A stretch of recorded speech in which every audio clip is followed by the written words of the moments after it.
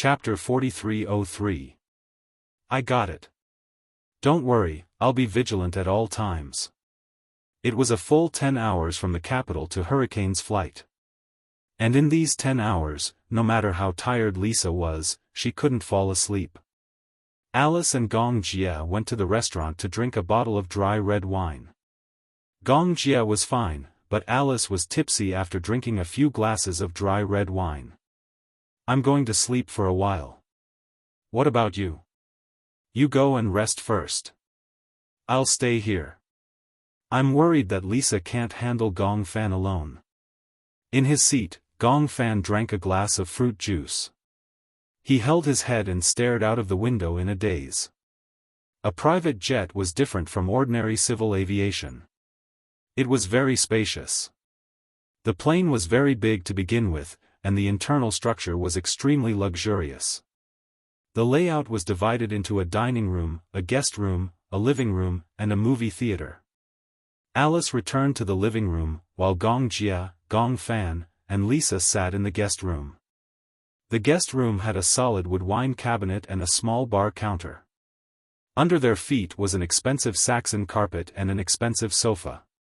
One look and one could tell that it was expensive. Lisa saw that Gong Fan was staring out of the window in a daze and said carefully, "Aren't you sleepy? If you feel tired, you can sleep for a while." I don't want to sleep. Why don't you want to sleep? I feel that you're very tired. Gong Fan finally turned to look at her. I don't dare to sleep. Why? I'm afraid that if I fall asleep, I won't be able to wake up again. Lisa smiled and said helplessly, "Why do you think so? No matter what, don't be so negative about things. Everything will be fine when we return to Hurricane." How can I believe that everything will be fine just because we're back in Hurricane? As Gong Fan said this, he lowered his head and looked at his hands numbly. Even I can't control my own body. How can I believe that others can control me? Lisa was stunned and suddenly was speechless. She was silent for a long time before she said seriously, "Although that's true, I believe that everything will be fine." I hope so. Alice walked out of the living room and saw Lisa and Gong Jia sitting together. She suddenly walked over to Gong Jia and asked quietly, "Why do I feel that Lisa is especially important to Gong Fan?" Gong Jia glanced at her coldly and asked suspiciously, "What are you trying to say?" "I'm just asking you if you feel that way." "Yes." "Then, do you still feel that Xiao Yichen cares a lot about Lisa?" Gong Jia immediately understood what she was gossiping about. Hasn't Xiao Yichen always been interested in Lisa? Look, Xiao Yichen likes Lisa, but Lisa likes you. Oh, no, Gong Fan. No matter how I look at it, it looks like a love triangle. Alice said worriedly, looking at it this way, when they grow up, will it develop into a love triangle? Gong Jia smiled. Then you definitely can't tell that Yu cares a lot about Natalia. Ah, I can tell. Back then, when Yu insisted that Gong Jia adopt Natalia, she saw through the secret behind it. Why do you think Yu cares so much about Natalia? Because she's pretty? Gong Jia thought about it and could only think of this possibility. I've lost all hope in this world that only cares about looks. Then you should have lost hope long ago. Chapter 4304. In this world, one's looks were everything. In this world, one's looks were everything. One's looks were absolute justice. Alice began to count on her fingers again. You said that Xiao Yichen likes Yu. Oh, no, he likes Lisa. This Lisa likes Yu. That's not right either. She likes Gong Fan. Anyway, she likes Yu and Gong Fan. This Yu likes Natalia. Anyway, the relationship between these children is really hard to cut. Gong Jia glanced at her meaningfully. Alice was still slow to realize. Why are you looking at me like that? It's true that it's hard to cut. If you haven't learned Chinese literature well, don't show off so casually. Alice, also, the corners of Gong Jie's lips twitched as he smiled helplessly. Why are you more worried than their biological mother? This is called treating them as one's own. Alice said seriously, although I'm not their biological mother, doesn't this mean that I'm completely treating them as my own? She looked as if it was natural for her to treat these 4 clowns as her biological children. She looked like a proud mother. Even Gong Jie could not help but laugh when he heard this. Then you're really productive. Productive? What's that? Alice was still a little confused. It was only when she saw Gong Jie's teasing gaze that she understood. Who are you calling an old sow? I'm not talking about you. It's someone who can't wait to take the blame. You. Alice clenched her fists in anger and glared at Gong Jie. Alright, I was wrong. It was rare for him to admit his mistake, so Alice did not want to stoop to his level. She smiled and said, don't look down on kids these days. They start to fall in love at a young age, but I don't think this is puppy love. Actually, in ancient China, Shao Chen and Yu would have married and had children when they were older. Gong Jie, however, disagreed. I think you guys are overcomplicating the relationship between children. Ugh, Gong Jie flicked his head. Alright, don't worry so much. Aren't you sleepy? Go to bed early. When I wake up, I'll be at my destination. Oh, what about you? Don't you want to rest? I'm worried, unless I'm really tired. Alice disagreed. What are you worried about? Lisa will take good care of Gong Fan. If anything happens, I'll ask her to inform me immediately. You don't have to worry too much. You should rest early too. Okay. Gong Jie agreed verbally. However, when Alice returned to the room, he was still sitting in his seat, deep in thought. He did not know what he was thinking, but his mind was a mess. It was as if it was filled with thoughts, but he did not know what he was thinking about. He only felt that his head was very heavy, and he did not know what exactly he was thinking about. He was just inexplicably anxious. He did not know what exactly he was anxious about. Gong Jie poured himself a glass of red wine in frustration and leaned lazily on the sofa. Gong Fan finally could not hold on any longer. He leaned on the sofa and unknowingly closed his eyes gently. Chapter 43:05. Lisa saw that he finally couldn't resist his sleepiness and fell asleep, so she took a blanket from the side and gently covered him with it. At this moment, Alice happened to walk over. Seeing that Gong Fan had fallen asleep, she turned to look at Lisa and asked with concern, "Are you sleepy?" "I'm not sleepy." "You still say you're not sleepy." "I think you look a little sleepy." Lisa smiled. "No matter how sleepy I am, I'll guard him. Don't worry. I'm not worried about that. I'm afraid that you'll be too tired. But there's no other way. Because this is a special period, only you can control him." After a pause, Alice said with heartache, "It's been hard on you, Lisa." Lisa shook her head. "It's not hard at all. I'm the one who volunteered to stay by his side, take care of him, and protect him. Why would I feel that it's hard?" "All right." Alice said again, "How about I make you a cup of coffee?" Lisa nodded. After a while, Alice brought a cup of coffee over. Lisa took a sip. Even though she felt that it was bitter, she forced herself to drink it. At night, the lights in the cabin were switched off, leaving only a wall lamp lit in the living room. Gong Fan was lying on the sofa, sleeping soundly with the blanket wrapped around him. Lisa sat at the side. She just sat there, but she was bored to death. The 10-hour flight was very boring and long. But she had to be vigilant at all times and not be negligent. Gong Fan was a dangerous person. Without a doubt, Alice suspected that there was another dangerous personality residing in his body. She believed it. After all, she was unwilling to believe that the real Gong Fan and Yu would be so heartless as to kill Yunshishir at all costs.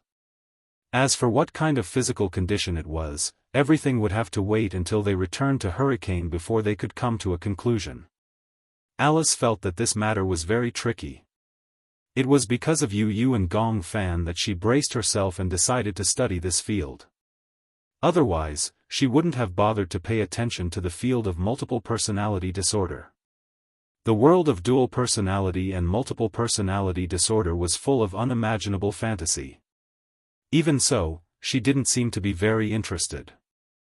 However, because it was Yu, be it for Yun Shishir or Gong Jia, he had to be more careful. Alice went back to her room. She first contacted several colleagues in the psychiatry department of the medical center before going to sleep. At the same time, in the hospital, Yun Shishir woke up after the effects of the medicine wore off. As soon as she woke up, Xiao Yichen, who had been guarding her, immediately stood up nervously. "Mommy, you're awake?" He walked up to her worriedly and carefully held her hand. He tried to sound as calm as possible. "How is it? Does the wound still hurt? Where's Yu?" Her first sentence was very difficult, but she still managed to squeeze out a few vague syllables. After the painkiller pump's effects wore off, the wound started to hurt faintly. However, she gritted her teeth and endured it. Xiao Yichen's expression froze when he heard this. "Where's Gong Fan?" Yun Shishir looked troubled and uneasy as Xiao Yichen looked uneasy. "Where is he?" As she said this, she tried to sit up on the bed. When she moved just now, her wound was affected and she grimaced in pain. Chapter 43:06. As he spoke, he glanced at the fruits by the bed and asked with a smile, "Do you want to eat something? Are you hungry? Where is Gong Fan?" Yun Shishir repeated stubbornly. Xiao Yichen's expression finally froze. He held his forehead dejectedly. "Mommy, where is he?" Yun Shishir's tone finally became anxious when she couldn't see Gong Fan. "Answer me. Mommy, calm down. You're injured now and your wound has just been stitched up. Don't get agitated. Lie down first." Yun Shishir's chest heaved slightly. She was a little anxious, but she was worried about Xiao Yichen's emotions. She suppressed her agitation and kept asking, "Where is Gong Fan? Why aren't you answering me? I just want to know where he is. Why are you here watching over me but not seeing him? Where did he go? Did something happen?" When Xiao Yichen heard this, he felt very upset. He understood that in Yun Shishir's heart, perhaps because she had depended on Yu for such a long time, so her feelings for Yu were stronger than his. He knew that Yun Shishir favored Yu, but he also understood. After all, humans were not saints. A bowl of water would never be filled. He understood Yun Shishir's preference for Yu, but sometimes he also felt a little disappointed and sad. Xiao Yichen said desolately, "Isn't it good for me to watch over you? I watched over you for an entire night. When you woke up, you didn't even see who I was, but the first names you called were Gong Fan and Yu. Do you not want me to watch over you?" His tone was desolate and lonely. Yun Shishir was secretly shocked. At the same time, she realized that her tone and expression had made Xiao Yichen feel a little lonely. "I'm sorry, Xiao Yichen," Yun Shishir grabbed his hand sadly. "I'm sorry. I was just too worried. After all, you know Yu's condition. I'm too worried about him. Sometimes, I really wish I was Yu. Even though I'm not in good health, at least I can get more of your attention." Xiao Yichen couldn't help but give up on himself. Yun Shishir immediately scoffed, "Don't spout nonsense. You're in such good health. Yu is so envious of you. You're not allowed to say such things in the future. Because I'm jealous." Little Yichen suddenly blurted this out. He looked up at Yun Shishir and took a deep breath. "I envy him. No matter what, you always prioritize his feelings and take care of him. Although I don't covet such a privilege, I don't envy it. Moo, it's not real. He was envious, but because he was the older brother, he tolerated it. He yearned for it, but because Yu was the younger brother, he gave in. Yunshishir liked him. She liked how sensible he was. Hence, he wanted to be more sensible. He worked hard. But, in the end, he still couldn't compare to Yu. He didn't say that he wanted to compete with Yu. Instead, he hoped, if he could get more attention, even if it was just a little bit, he wouldn't be greedy. Yunshishir looked at Xiao Yichen's desolate expression and felt as though a knife was being twisted in her heart. I'm sorry. I know it's unfair to you. She didn't think that this would hurt Xiao Yichen's feelings. This wasn't what she wanted. Chapter 4307. When Mu Yaja heard from the nurse that Yunshishir had woken up, he hurried over. However, when he reached the door of the ward, he sensed that the atmosphere in the room was extremely tense. He immediately sensed that something was wrong. Yunshishir was lying on the bed with reddened eyes. Xiao Yichen was sitting quietly beside her. He did not leave her side, but he clearly looked a little lonely. What's wrong? Little Yichen, on the other hand, buried his head even lower. He lowered his head on purpose. His fringe covered his slightly reddened eyes so that Mu Yaja would not see it. However, even though he did not want Mu Yaja to see it, Mu Yaja could imagine the expression on his son's face. Even though he did not know what had happened, this was the first time he had seen Xiao Yichen look so lonely. Mu Yaja walked slowly to his son's side and gently patted him on the shoulder. The communication between father and son was often this simple. There was no need for words. He was silent, but it gave him a lot of strength. Xiao Yichen forced his tears back and looked up to meet his father's eyes. Daddy, you must be tired. Mu Yaja looked at his son's tired face and said, You stayed by mommy's side all night. It must have been hard on you. No, it wasn't hard, mommy is awake now. I'm here. You should go back and rest. But, don't tire yourself out. You're still growing. Don't stay up for too long. When Xiao Yichen heard this, he stood up. However, his body was swaying, and he looked a little dazed.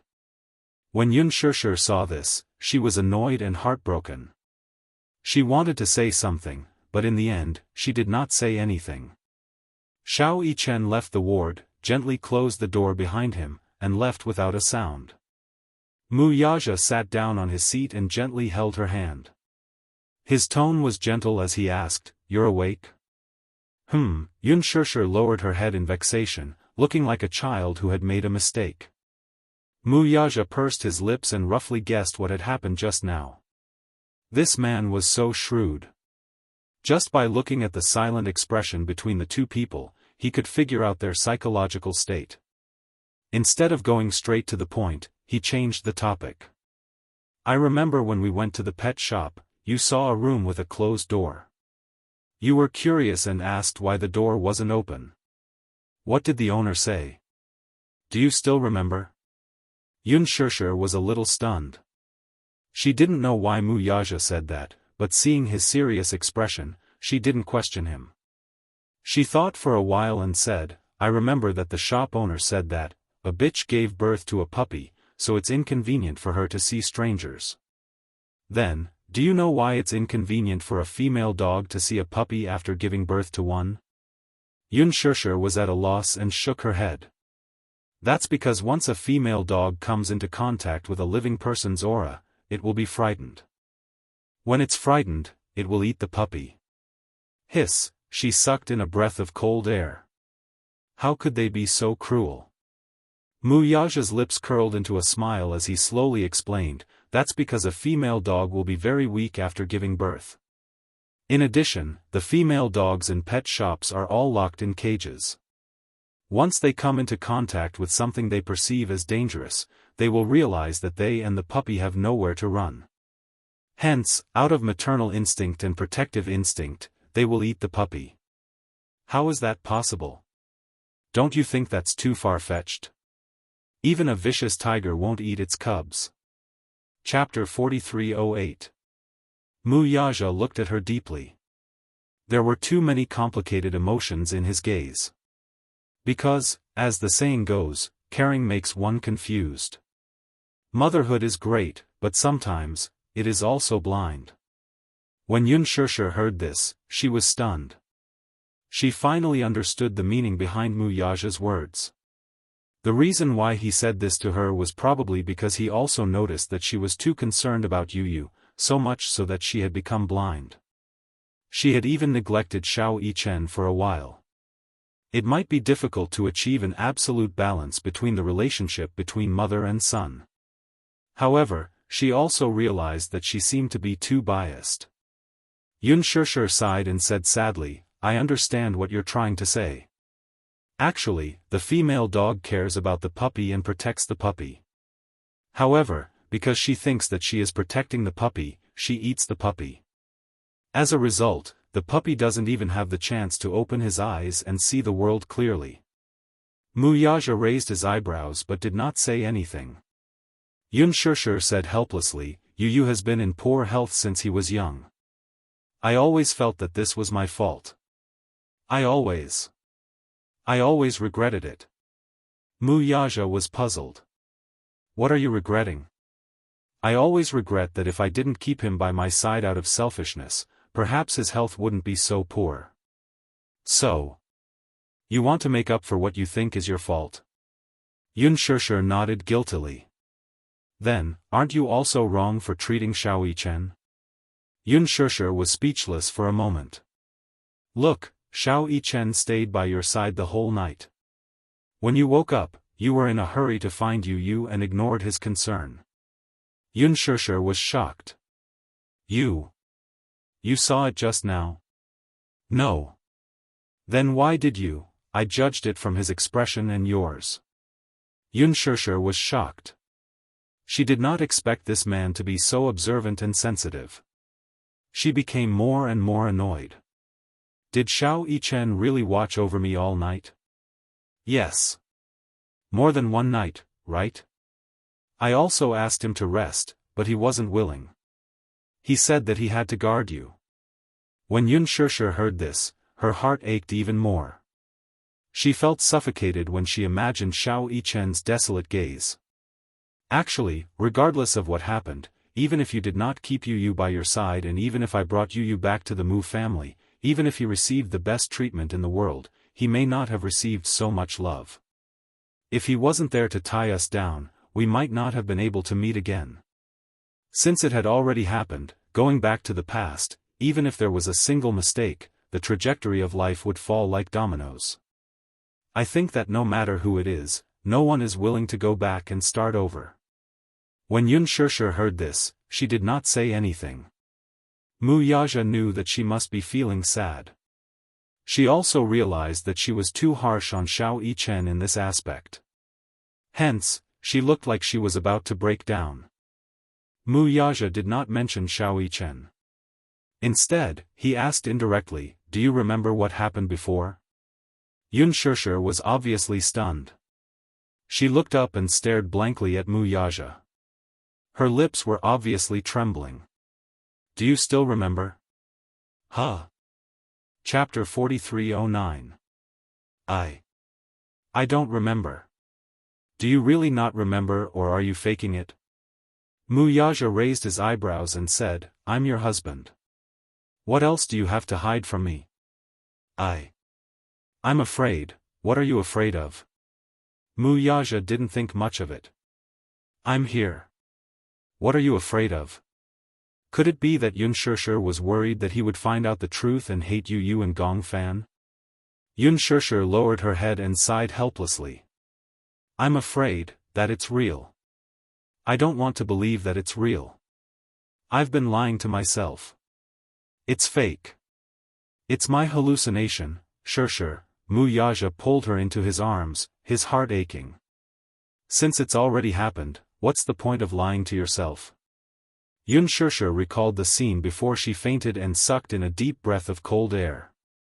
In the end, she could not stop her tears from rolling down her cheeks. They were connected by flesh and blood. She had been stabbed by her own child. Until now, Xianxia couldn't believe it when she recalled the hideous expression on that innocent and adorable face. She was in so much pain. "That's not real," Xianxia choked and said, "I don't believe it. That's Gong Fan. That's Yu. That's not real. Yes, that's not real. Something must have gone wrong." Muyajia stroked her hair gently and comforted her, "Don't worry too much, okay? Everything will be fine. That's definitely not Gong Fan. He wouldn't do that. You wouldn't do that either. Okay, I believe you." When Xianxia heard his words, she finally heaved a sigh of relief. It was as if a heavy burden had been lifted off her shoulders. "Then, can you tell me now what exactly happened?" Xianxia calmed down a little as she slowly explained the situation. At that time, she only remembered that she was sitting by the bed and cutting an apple for Gong Fan. At that time, Gong Fan was still in a semi-conscious state. The nurse said that Gong Fan would wake up soon.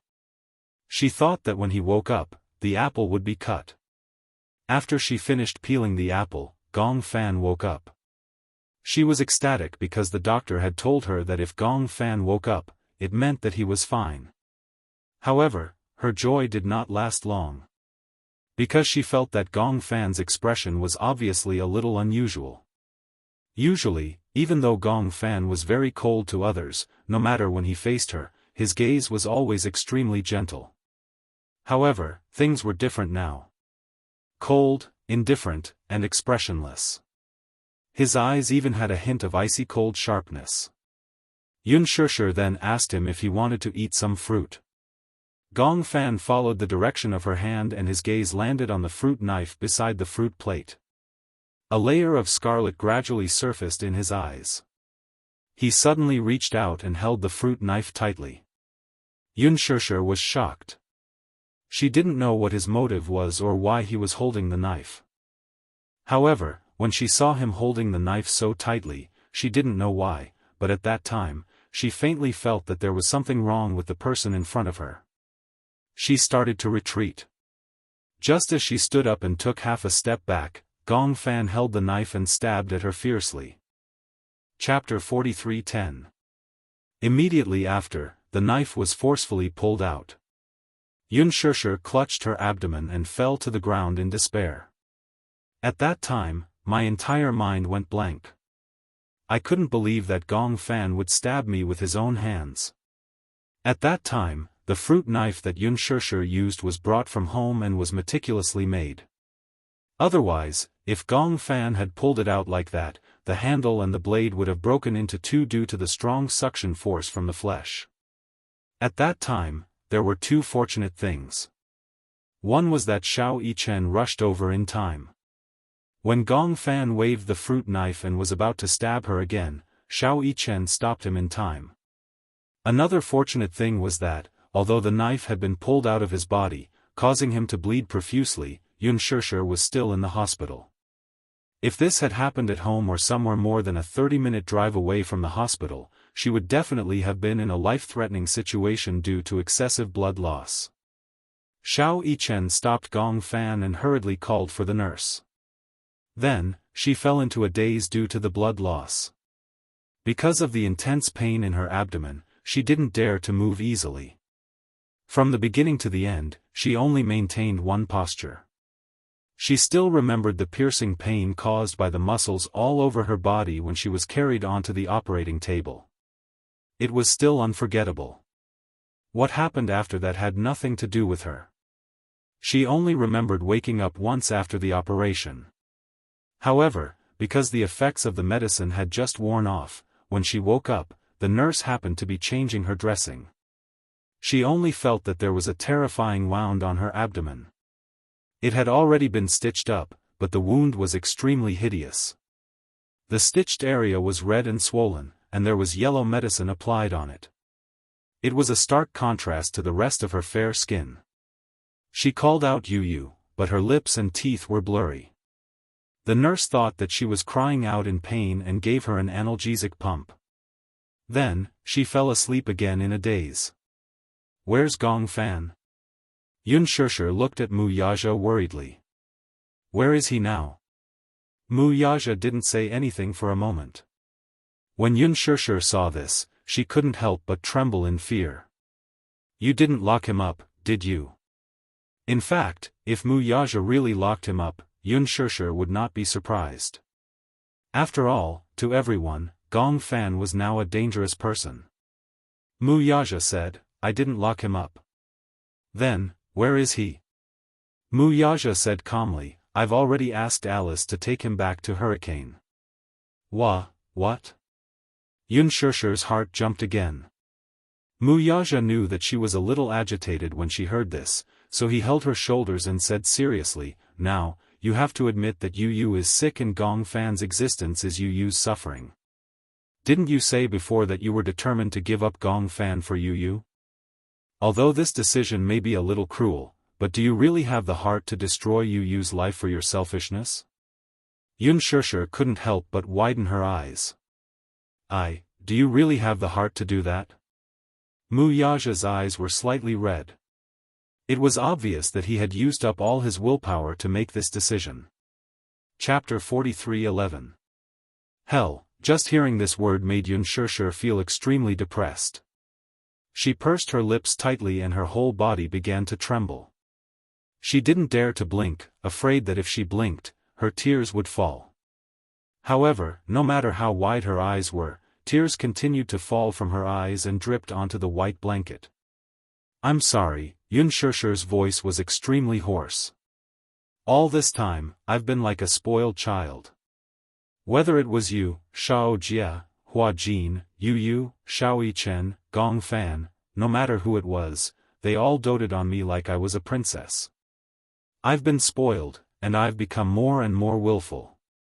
I'm sorry. I shouldn't have been so selfish. For my own thoughts, I became Yu's shackles. I'm sorry.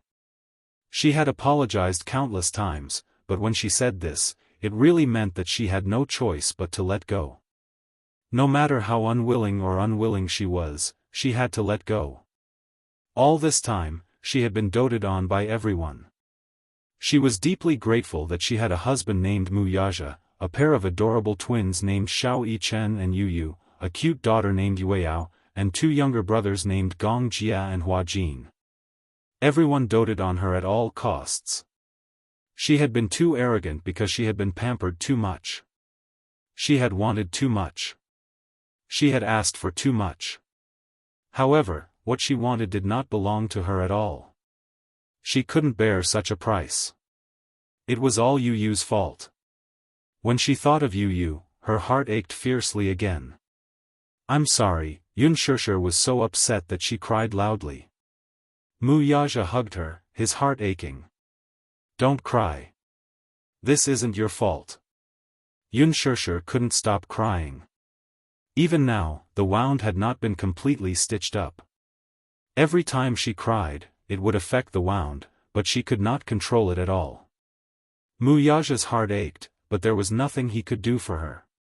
He could only kiss her silently and hug her.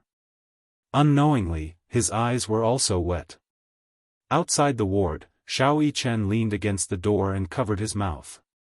His eyes were unbelievably red. Mommy, in the cabin, amidst the incomparable silence, Gong Fan's body suddenly curled up. His hands grabbed his chest, and his entire body trembled from the pain. Even though his voice was very soft, Lisa, who was resting at the side, was immediately awakened. She turned her head and saw Gong Fan curled up into a ball on the sofa. She rushed over nervously. What happened? Mommy, Lisa was extremely worried. She gently patted his face, thinking that he was having a nightmare, and shook him. Gong Fan, wake up. Are you dreaming? Gong Fan? Gong Fan was finally awakened by her shaking. He lifted his heavy eyelids with difficulty and opened his eyes. His vision was blurry, but he saw Lisa's hazy face. Lisa sized him up nervously. What's wrong? Did you have a nightmare? Gong Fan sat up from the sofa with his hand on his chest. He still had lingering fears. My chest hurts. Why would it hurt? As soon as he finished speaking, Lisa saw Gong Fan's breathing suddenly quicken. Respiratory syndrome. Chapter 43:12. Now that he had suddenly relapsed, Lisa was at a loss. How did this happen? Gong Fan leaned against the sofa and curled up. His breathing became more rapid and his shoulders trembled violently. Lisa's heart ached, but she didn't know what to do. What should we do? Lisa immediately rummaged through the cabinets and started looking for the paper bag. Gong Fan had used up all his energy just to maintain the balance of his breathing. Lisa couldn't find the paper bag no matter how hard she searched. However, she was still calm. She rushed to Alice's room and knocked hard on the door. Alice, Gong Fan is having a relapse. Wake up. Alice wasn't in a deep sleep. She was woken up and rushed out of the room. Just as she reached the door, she heard rapid breathing coming from the sofa. She immediately realized that something was wrong. She turned around and returned to the room. She immediately took out the paper bag from her bag. Because of Gong Fan's health, the paper bag was always prepared. Although Yu's health was already very stable, Alice still prepared these necessities just in case. She took the paper bag and walked to Gong Fan's side. She stuffed the paper bag into his hand. Grab him. Do you know the method I taught you? Gong Fan trembled as he grabbed the paper bag and aimed the mouth of the bag at his nose. I've had respiratory syndrome. The patient would breathe faster and shallower due to excessive anxiety, pain, fever, crying, and other situations, causing respiratory alkalosis, which was hypocapnia caused by excessive carbon dioxide excretion. It could be shown as dizziness, numbness in the hands and feet, and around the mouth. By using the paper bag, it formed a dead space for the respiratory tract, which helped to restore the concentration of carbon dioxide. This was a simple and effective method. With Alice's help, Gong Fan used the paper bag and tried his best to adjust his breathing. Take a deep breath. Gong Fan took a deep breath. The paper bag shrank rapidly as the air flowed out. Breathe, exhale. Gong Fan slowly exhaled the turbid air from his mouth and nose. His rapid breathing gradually cooled down. Gong Fan tightened his mouth and his breathing became slower and slower. Alice heaved a sigh of relief. Lisa asked with a strange expression, why did he suddenly fall ill again? I thought that he had completely recovered from his respiratory syndrome. This kind of illness is mostly caused by mental and psychological problems. In addition, his lungs and heart aren't as healthy as ordinary people, so it's easy for him to relapse. It can be triggered by any reason, and there is no such thing as complete recovery. Lisa nodded as if she understood. Then, you must be more careful in the future. It's better to have these things ready at all times. Yes. What would happen if there was no paper bag? Alice raised her eyebrows and replied, didn't I say before that if it's serious, it might cause shock? Lisa shuddered. It was no wonder that Yunshursher would always carry a few paper bags with her at all times, even if she didn't carry any cosmetics or makeup powder in her bag. So this was the reason. She even felt that Yunshursher was too cautious. Little did she know that Yunshursher's concern for Gong Fan was meticulous and meticulous. Chapter 43:13. Gong Fan, how do you feel? Are you feeling better? Gong Fan nodded and pursed his lips. I'm fine. Alice held his wrist and turned it up to check his pulse. His heart rate was still at a relatively fast level. What's going on? Alice also felt that it was a little strange. Although it could be triggered by anything, this relapse was too sudden. Even he was a little caught off guard. Gong Fan calmed down and shook his head. I don't know why either.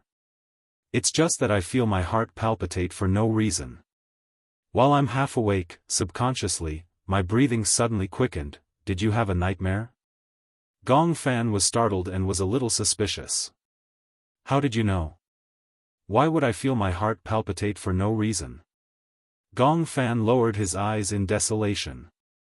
He leaned against the sofa dejectedly and said sadly, Am I a burden to you? Alice was stunned. Humans were all afraid of death. No matter who it was, they would always be filled with fear at the moment before death. Even someone as strong as Gong Fan would fear death one day. To the alternate personality, the day it was exiled was the day it completely disappeared. Alice took a deep breath. I will protect you. Why? Why do I exist as such a life form? Gong Fan sighed in his heart. Humans were really a mysterious and complicated existence. When Lisa heard this, she couldn't take it anymore. She said nervously, Is there really no other way? There are two personalities. Do we have to get rid of one? Isn't Yu also willing to accept Gong Fan? Why are the two personalities conflicting with each other? Alice frowned and was a little hesitant. Lisa continued, Now, Yu and Gong Fan's personalities are clearly getting along harmoniously. They can get along harmoniously. They have the habit of keeping diaries. No matter what happens today, they will record it in their diaries. No matter who woke up that day, they would be able to understand what had happened that day through the diary. Wasn't that a good thing? Why must you make such a cruel decision? Alice sighed. There's one thing I might have forgotten to mention. What? Dual personality disorder and multiple personality disorder don't actually have much of a boundary. Let me give you an example. In Yu's world, there are two palaces. Only the main personality lives in one palace, and no one knows how many personalities live in the other palace. Do you understand? Lisa didn't quite understand. She didn't say anything and continued to listen to her.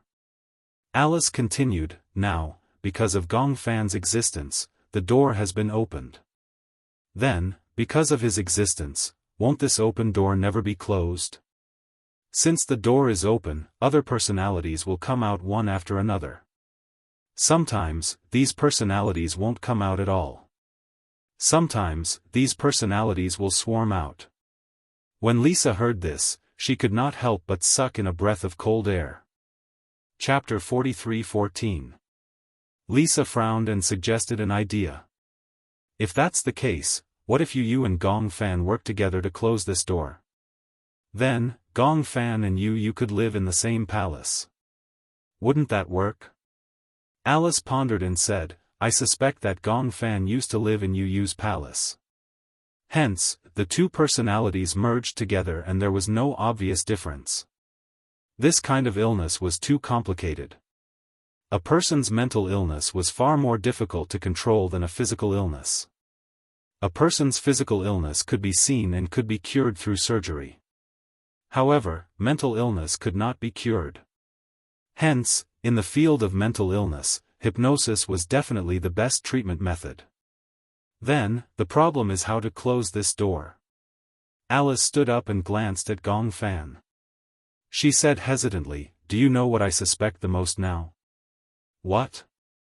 I suspect that Professor Romanka created Natalia's second personality through hypnosis.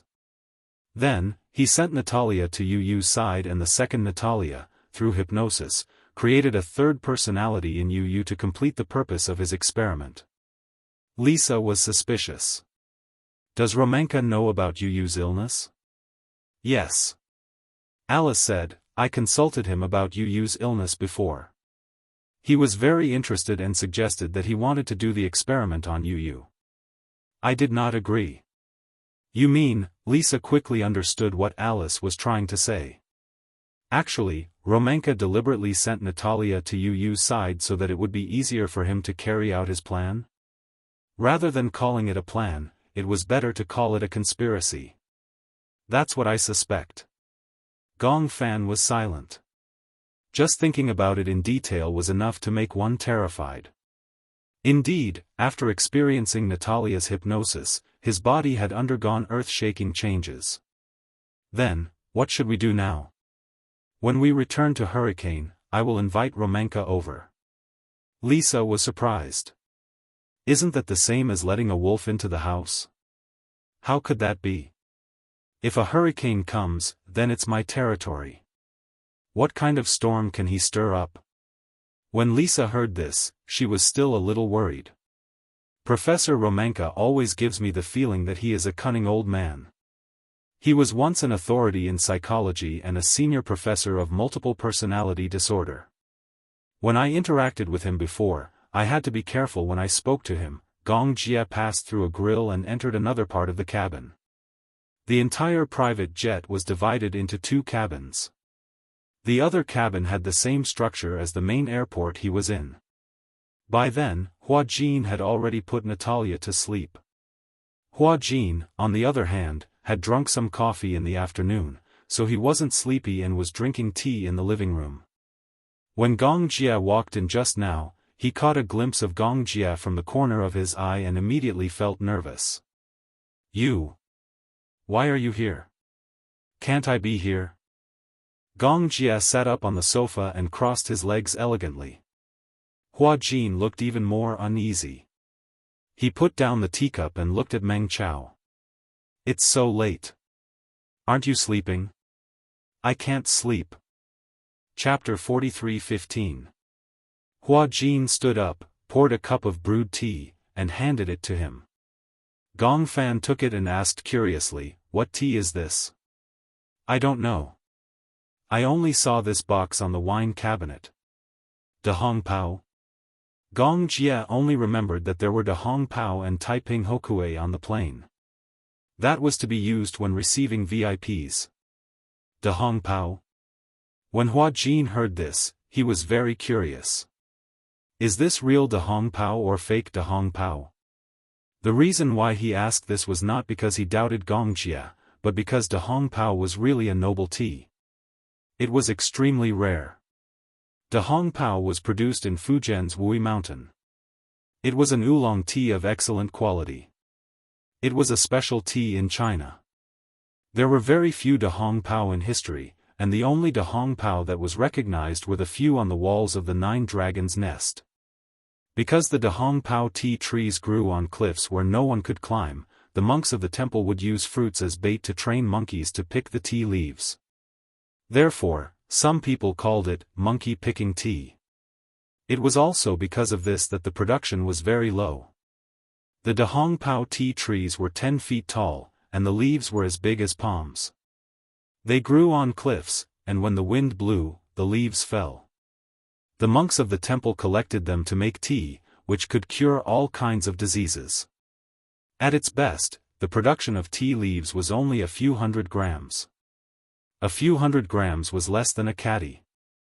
Most of them were supplied internally by people in positions of power, and the De Hong Pao on the market was not considered pure De Hong Pao. No wonder he only saw a little of it. He thought that it was the residue of Gong Jia drinking it, so he soaked it all. No wonder the smell was so strong. When he thought of this, Hua Jin suddenly felt uneasy. De Hong Pao was so rare. God, it was De Hong Pao. If it was the real deal, then wouldn't he be wasting God's gift recklessly? Do you think I would drink fake tea leaves? No, no, dozens of grams of tea leaves were all brewed by him.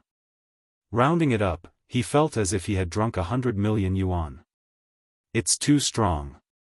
Gong Jia muttered and asked casually, "Don't tell me you soaked all of it?" Hua Jin blushed with guilt. He replied awkwardly. "I thought, it was just ordinary tea leaves." Gong Jia's face darkened. "You think my tea leaves are ordinary?" "No, that's not what I meant." Hua Jin lowered his head and said guiltily, "At most, I'll compensate you. I bought these tea leaves from an auction. 50 grams, 5 million. You'll pay for it?" Hua Jin's breath was stuck in his throat, making it even more difficult for him to breathe. However, he didn't want Gong Jia to look down on him. He braced himself and said, "I'll pay for it.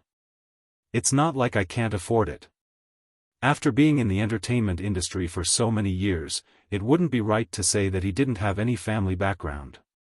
Although 5 million wasn't a sky-high price, 5 million for just a few dozen grams of tea leaves really made his heart, liver, spleen, lungs, and kidneys ache. Hua Jin bargained, 5 million. I'll pay you 5 million. Why is it 5 million? Gong Jie didn't understand. Hua Jin pursed his lips and glanced at the teacup in Gong Jie's hand. Didn't you drink it too? The drinker gets a share. Is that how you calculate it? Gong Jie said unhappily, you've soaked such good tea leaves in one go. The essence is gone, and you still have the nerve to say that the drinker gets a share? Hua Jin felt even more guilty.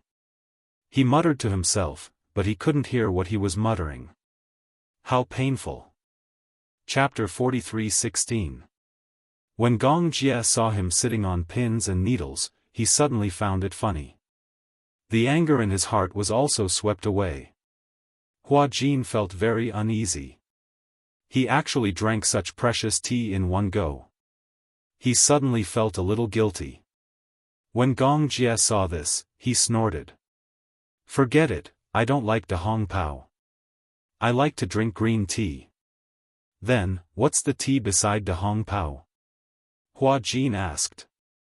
Taiping Hokue. Hokue? Gong Jie raised his eyebrows and glanced at him meaningfully. Why? Are you still coveting my Hokue? No, how would he dare to?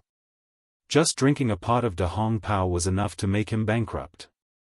If he drank another pot of Hokue, wouldn't he be emptied of all his savings? Corrupt, it's really too corrupt. Hua Jin thought to himself. In this world, the gap between the rich and the poor was really too big. Some people were born with a silver spoon in their mouths. When they were born, they were destined to be the cream of the crop. Some people, on the other hand, had lived for most of their lives and did not understand even a little bit of what life was like.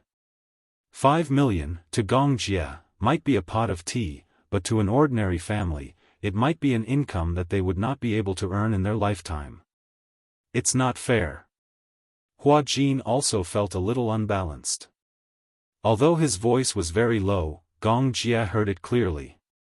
What's not fair? Hua Jin said frankly, look, this pot of tea of yours is equivalent to an ordinary family's lifetime savings. In other words, an ordinary person who works hard for a lifetime may not even be able to afford this pot of tea of yours. When Gong Jie heard this, he smiled. How is it not fair? I think it's very fair. Why? That's because we were born different. Gong Jie's tone was not arrogant at all. It was a calm narration that could not be any calmer. When Hua Jin heard this, he did not dare to agree. How is it fair? If you judge things according to your logic, then everyone's life is very unfair. Some people are born with broken limbs, while others are born healthy and intelligent. Can you say that those who are healthy and intelligent are at fault? Hua Jin was speechless and finally shook his head silently. In that case, why is it unfair for some people to be born rich while others are born poor and remain poor for their entire lives? Hua Jin was actually unable to come up with an answer to such a change in conditions. In other words, if a person who was born with a disability walks on the road, according to your thinking, you will definitely think that he is the person in the world who was treated the most unfairly by fate. Then, I still feel that fate is unfair to me. Why? Hua Jin was a little confused. What else do you think is unfair? You live in a big villa and have your own private jet. To you, money is just a string of numbers in your bank account. You are blessed with good looks and will never know the taste of poverty. You probably can't even understand that some people can't live a stable life, right? You are the elite standing at the top of the pyramid in this world. You will never know how the people at the bottom of the pyramid live. Chapter 43:17. Gong Jie's expression froze when he heard that. His gaze turned cold as it slowly landed on Hua Jin. He gently put down the teacup in his hand. Hua Jin also realized that his words were too extreme. He bit his lips, not knowing how to explain. Gong Jia placed the teacup on the table and smiled. You're wrong. Huh. On the contrary, I've seen more of such deviations than you. Gong Jia looked up and stared at him. In southern Fei, I've seen extravagant aristocrats who drove luxury cars worth millions and lived in mansions worth tens of millions. The slums that were separated from the wealthy district by a street never had a single light on at night. In Feldban, I've seen children who had just turned 6 years old follow their siblings and jump into dirty gutters. Even if they accidentally choked on a few mouthfuls of dirty water filled with hundreds of millions of bacteria, they would still try their best to scoop up a few plastic bottles to survive. To them, the most extravagant and luxurious meal was the leftovers of ordinary people that were on the verge of rotting. I've also seen refugees living in the flames of war, using their blood as the price to support a bunch of corrupt regimes. Yes, you're right. Fate is very unfair, but this is the true face of fate. It's very funny, but ordinary people don't dare to laugh at it. Hua Jin was stunned. Do you know what fate is? Gong Jia smiled. You can't get what you want, but you don't get what you want. Do you think those rich children are all enjoying life when they're born? Yes, they're enjoying life, but at the same time, they're also enduring it. Enjoying things that ordinary people couldn't even dream of, and enduring things that ordinary people didn't dare to endure. Gong Jia was destined to live an extraordinary life from the moment he was born. After returning to the Gong family, Gong Xiaoying appreciated him and he began to stand out. His extraordinary talent gave him an irreplaceable place in the Gong family. However, with his talent, even if he did not return to the Gong family, he would not be buried. A strong and outstanding seed, if casually thrown into the dust, would quietly break through the soil and bloom into a beautiful flower. Just like Yu. His childhood environment was so ordinary that it could not be any more ordinary. However, Yu was destined to lead an extraordinary life. Yes. Fate was such a funny thing. But ordinary people didn't dare to laugh at him. Since you've got it, cherish it. After Gong Jia finished speaking, Hua Jin was still stunned for a long time. He didn't expect Gong Jia to say something so philosophical. Thinking about it, one could understand the meaning behind it. I'm sorry, Hua Jin sighed. I was too extreme. It's not a matter of being extreme or not. The man chuckled. It's just that you can't blame yourself for what you've gotten. Who doesn't have shackles? If that's the case, it's better. Hua Jin could not help but laugh bitterly when he heard that. It's hard to imagine that you're the one who said these words. Gong Jia glanced at him with a hint of self-mockery in his handsome eyes. If possible, I hope that my life will be more ordinary. How ordinary do you want it to be? Gong Jia's life was destined to be extraordinary. Hua Jin held his chin in puzzlement. If a person is too ordinary, it'll be very tiring. How do you imagine an ordinary life to be? It's good to be like you. Chapter 43:18. When Hua Jin heard that, he suddenly laughed. For an ordinary person like me, my life is already very extraordinary. But for young Master Gong, well, I'm indeed very ordinary. I have a stable job, an average-sized house, a car, and an ordinary family. At the very least, I don't want to be too deeply exposed to the cruelty of this world. Gong Jia smiled arrogantly. Even if I'm not Gong Jia, I'm destined to be extraordinary. Perhaps, I won't lose to Mu Yaja. That's not necessarily true. Everything you have now, besides yourself, a part of it is given to you by the Gong family. That's true. Gong Jia sneered. For Mu Yaja, a part of what he has comes from the Mu family, right? Hua Jin felt awkward. That's true too. I won't lose to him. Gong Jia was obviously not convinced by his brother-in-law, Mu Yaja. Hua Jin scratched his cheek with his fingers and teased, seems like there's a strong smell of gunpowder in the air.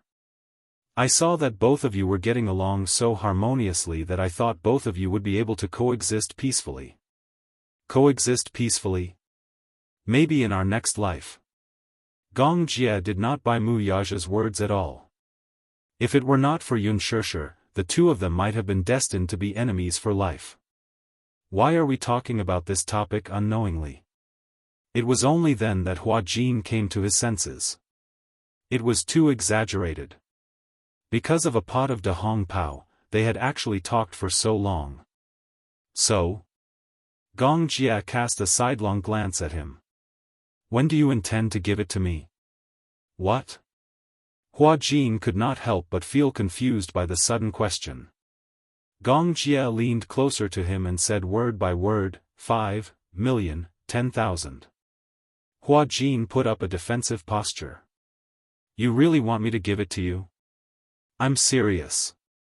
Hua Jin's eyes darted around as he pretended to touch his body. Then, he feigned exasperation and said, Aya, look, I don't have much money left on me. Young Master Gong, how about I give myself to you? Pay with your body? You can understand it that way. Gong Jie could not help but laugh. Hua Jin saw him smile, so he held his face with both hands and deliberately raised a charming smile, smiling very sweetly. Anyway, I'm conservatively estimating that I'm worth at least 5 million yuan. How about I give myself to you? Deal. When Gong Jie said these two words, Hua Jin looked surprised. Young Master Gong, I couldn't tell that you like men. I'm not interested in men. After a pause, Gong Jie looked at him meaningfully. But I'm very interested in you. Hearing this, Hua Jin's mouth was half open. He could not react for a moment. He was just joking and wanted to fool him with this 5 million yuan. How did he fall into the ditch he had dug? He did not know how to continue this conversation. Why? Are you regretting it? Hua Jin was speechless for a moment.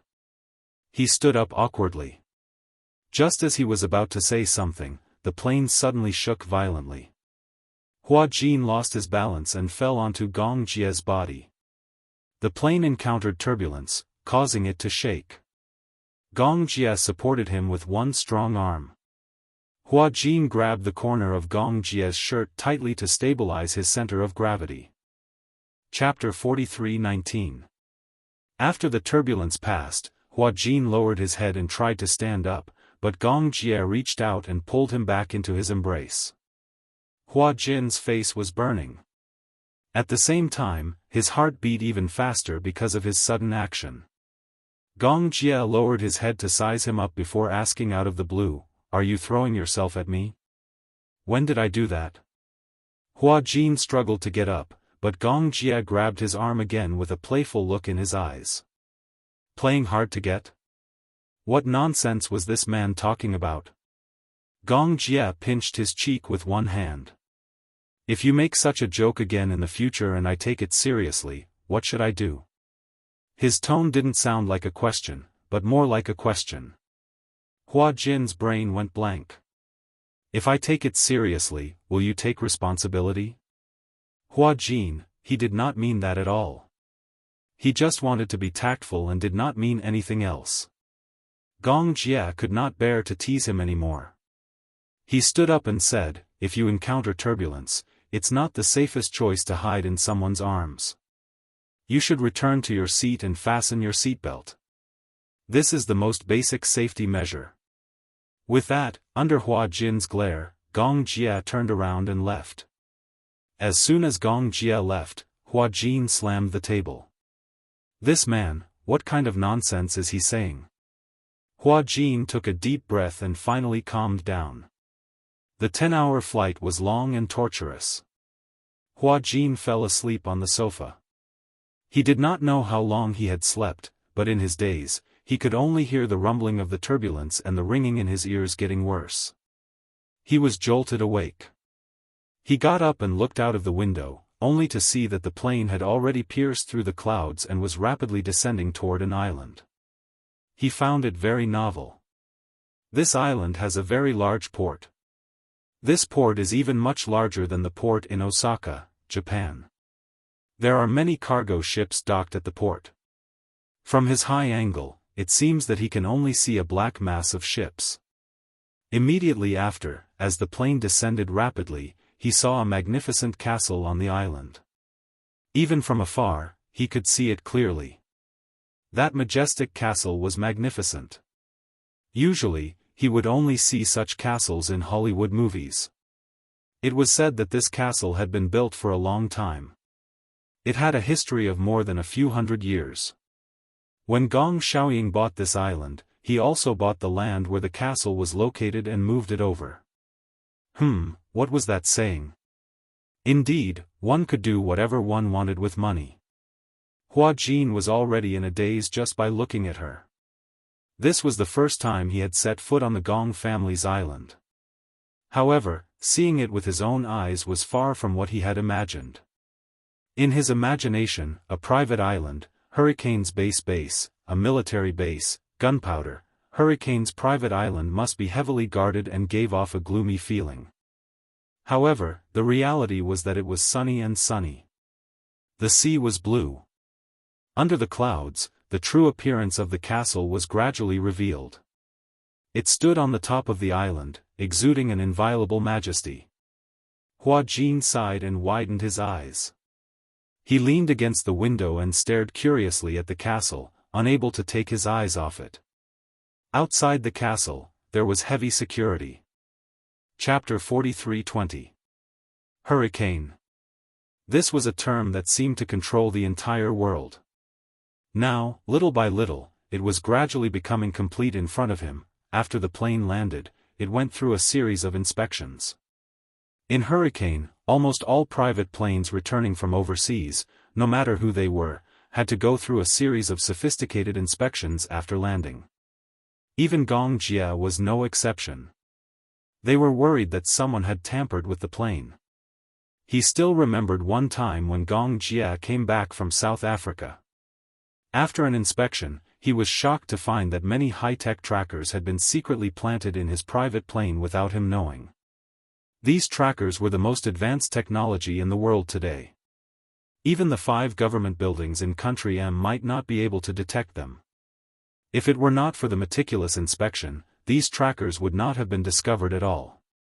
Later, the plane was almost forced to be scrapped because no one could be sure if these trackers were still in the body of the plane. No one knew when these trackers had been planted. Since then, the landing inspection became more and more stringent. This time, the landing inspection took more than half an hour. When Hua Jin got off the plane with Natalia in his arms, he was tossed and turned a few more times. The reason why Hua Jin described it as tossing and turning was because the security personnel wanted nothing more than to lay him flat on the ground, strip him naked, and inspect him from the inside out. Was the inspection so strict? Why did he have to go through such a stringent inspection when he landed on the island? It was as if he was an international fugitive. Hua Jin still had a lingering fear in his heart. Such a huge scene also frightened Natalia. If Gong Jia had not stopped her, she might have had to go through a retina and blood test. After the inspection, Hua Jin saw Gong Jia and asked in fear, "You're probably the first person I've seen who wants to go through a physical examination after returning home." Gong Jia, on the other hand, was already used to it. This series of inspections, no matter who it is, except for a few members of the Gong family, there are no exceptions. Why? Hua Jin asked suspiciously, "Why do we have to go through such a detailed inspection when we come to this island?" More than that. Gong Jia glanced at him. "While you're on the island, you'll be wearing a surveillance device. If you trespass into the restricted areas of Hurricane, you'll trigger the alarm of the entire island. Before you leave, all the restricted areas will be fingerprinted. If you go to a place you're not supposed to go, you won't be able to leave again." Hua Jin shuddered when he heard that. It's just going home. Is there a need for so many complicated procedures? Don't you feel tired? Gong Jia smiled coldly. "That's why I don't like to go home." Hua Jin was stunned. He didn't know why, but he felt his heart ache. At least, if he went home, he wouldn't have to go through such strict checks. This point, there was no human touch at all. For some reason, he felt like he was being tightly bound, and there was no warmth at all. Now, when Hua Jin turned back to look at the island shrouded in fog, he seemed to have another feeling. Suddenly, he felt that the magnificent castle was more like a prison than a home. Gong Jie gave Mu Yaja a call. To his surprise, it was Yun Shishir who answered. Chapter 43:21. Shao Jie, Gong Jie was a little surprised. Sister, you're awake? He pursed his lips and suddenly felt a little uneasy. Perhaps it was because he had taken Gong Fan away while she was unconscious. He waited silently for Yun Shishir to flare up at him. However, the expected anger did not come. Yun Shishir's calmness surprised him. Have you arrived at Hurricane safely? Gong Jie was a little surprised that Yun Shishir did not scold him. Where's Gong Fan? He's beside me. After a pause, he said, Sister, don't you blame me? On the other side, Yun Shishir sighed helplessly. Why should I blame you, Shao Jie? Haven't you done enough for me? Gong Jie was speechless. He said self-deprecatingly, I'm sorry. I don't know what I can do for you, but I've done my best. Shao Jie, when I recover, I'll go to Hurricane to look for you. During this period, as his uncle, you must take good care of your nephew, okay? Yes, I will. Okay. Yun Shishir did not say much, but he could hear the loneliness and exhaustion in her voice. It was as if she was holding something back, and her voice was a little hoarse. Perhaps it was because of their telepathy, Gong Jie felt that she seemed to have made a serious decision. Sister, yes? What are you thinking about? Gong Jie walked to the side and said worriedly, I have a feeling that you have a lot on your mind. After a long silence, Yun Shishir finally spoke. If there's really no other way, I'm really willing to give up on Gong Fan. At this point, Yun Shishir could not continue. She wanted to laugh to hide her heartache, but she could not hide it. I'm sorry to have worried you. All along, you've been indulging me and spoiling me, so much so that I've always imposed my own wishes on others. I'm sorry, Shao Jie. Don't apologize to me. Gong Jie said somewhat angrily, Big sister, how are you being willful? You've been the most sensible one since you were young. You'd rather be wronged than let others be wronged. I'm the one who's willful.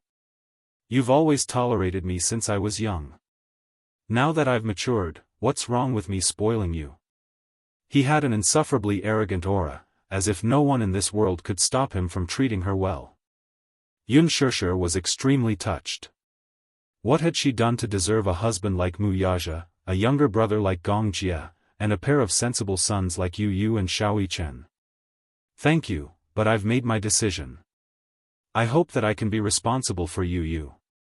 I don't want him to suffer so much for me. Why is it for you? However, Gong Jie did not agree with her. Yu is not only suffering for you, he also wishes to coexist with Gong Fan, isn't that so? Yun Shishir was stunned. Do you think that he's protecting Gong Fan for you only because of your wishful thinking? He once told me that he feels indebted to Gong Fan. All this while, Gong Fan has suffered for him. Hence, what he's suffering now is also for Gong Fan. Yun Shishir did not speak for a long time. Chapter 43:22. Okay. I understand, Shao Jie. The call ended. At the same time, Lisa and Gong Fan had also finished their inspection. The 10-hour flight was too tiring. Gong Jie arranged accommodation for them, gave them some instructions, and went back to rest. Hua Jin came to the door of a room. The door was ajar. Natalia, who was behind him, poked her head out. Seeing that Hua Jin did not open the door, she asked curiously, What's wrong? Why don't you open the door and go in? Okay. Could he say that he was afraid? He was afraid that once he opened the door, he would appear in the surveillance camera's range. Previously, he had heard from Gong Jia that the Gong family was heavily guarded. Other than the room, no one was allowed to step into any other place. However, the room was not a safe place either. He felt as if there were countless pairs of eyes staring at him at this moment. Seeing that Hua Jin was in a daze, Natalia walked past him and pushed the door open. When she pushed the door open, what greeted her was a luxurious room that Hua Jin had not expected. The overall style of the room was champagne-colored. Pure white curtains, white solid wood doors and windows. Upon entering the room, he saw an extremely luxurious walk-in closet. In the middle of the room was a luxurious four-poster princess bed. The champagne-colored curtains gently covered the edge of the bed, instantly giving off a dreamy feeling. This room was originally prepared by Gong Xiaoying for Yunshushi. In fact, this room was secretly prepared by Gong Xiaoying many years ago for Yunshushi. At that time, Gong Xiaoying did not know that Yunshushi was still alive. This room was personally prepared by him for his beloved daughter. Even though Gong Xiaoying at that time had a deep understanding that perhaps this room would no longer be of use, he still kept it. All the cleaning work in the Gong family was done by the servants. Only this room was personally cleaned by Gong Xiaoying himself. After finishing his work, he would often come here to sit for a while. For a long time, this room had been spotless. Later on, he accidentally found out that Yunshushi was still alive. After that, he returned to this room and sat there for the entire night. Gong Jia happened to pass by and heard Gong Xiaoying murmuring, "You're all grown up now. This room doesn't suit you anymore." Since then, the room had been left empty. However, it seemed that Gong Xiaoying rarely came. In the past, to him, this room was more like a spiritual sustenance. However, now that he knew that Yunshushi was still alive, there was no reason for this room to exist anymore. However, there were many guest rooms in the Gong family and there was no shortage of rooms. Normally, there was no need to vacate this room. But since Natalia was here, Gong Jia remembered that Gong Xiaoying had prepared this room for her. So, he arranged this room for Natalia. Wow! The moment Natalia walked into the room, she threw herself onto the bed in excitement. What a beautiful bed! I like this bed. Which is prettier, the bed at home or here? Hua Jin was just asking casually, but Natalia replied without hesitation, I like the bed here. Hua Jin's eyelids twitched violently. He seemed to have heard Gong Jia mention before that this room was decorated by Gong Xiaoying. What era was Gong Xiaoying from? Chapter 43-23. Could it be that his sense of beauty couldn't catch up with the people of the previous generation? Hua Jin's confidence was instantly crushed.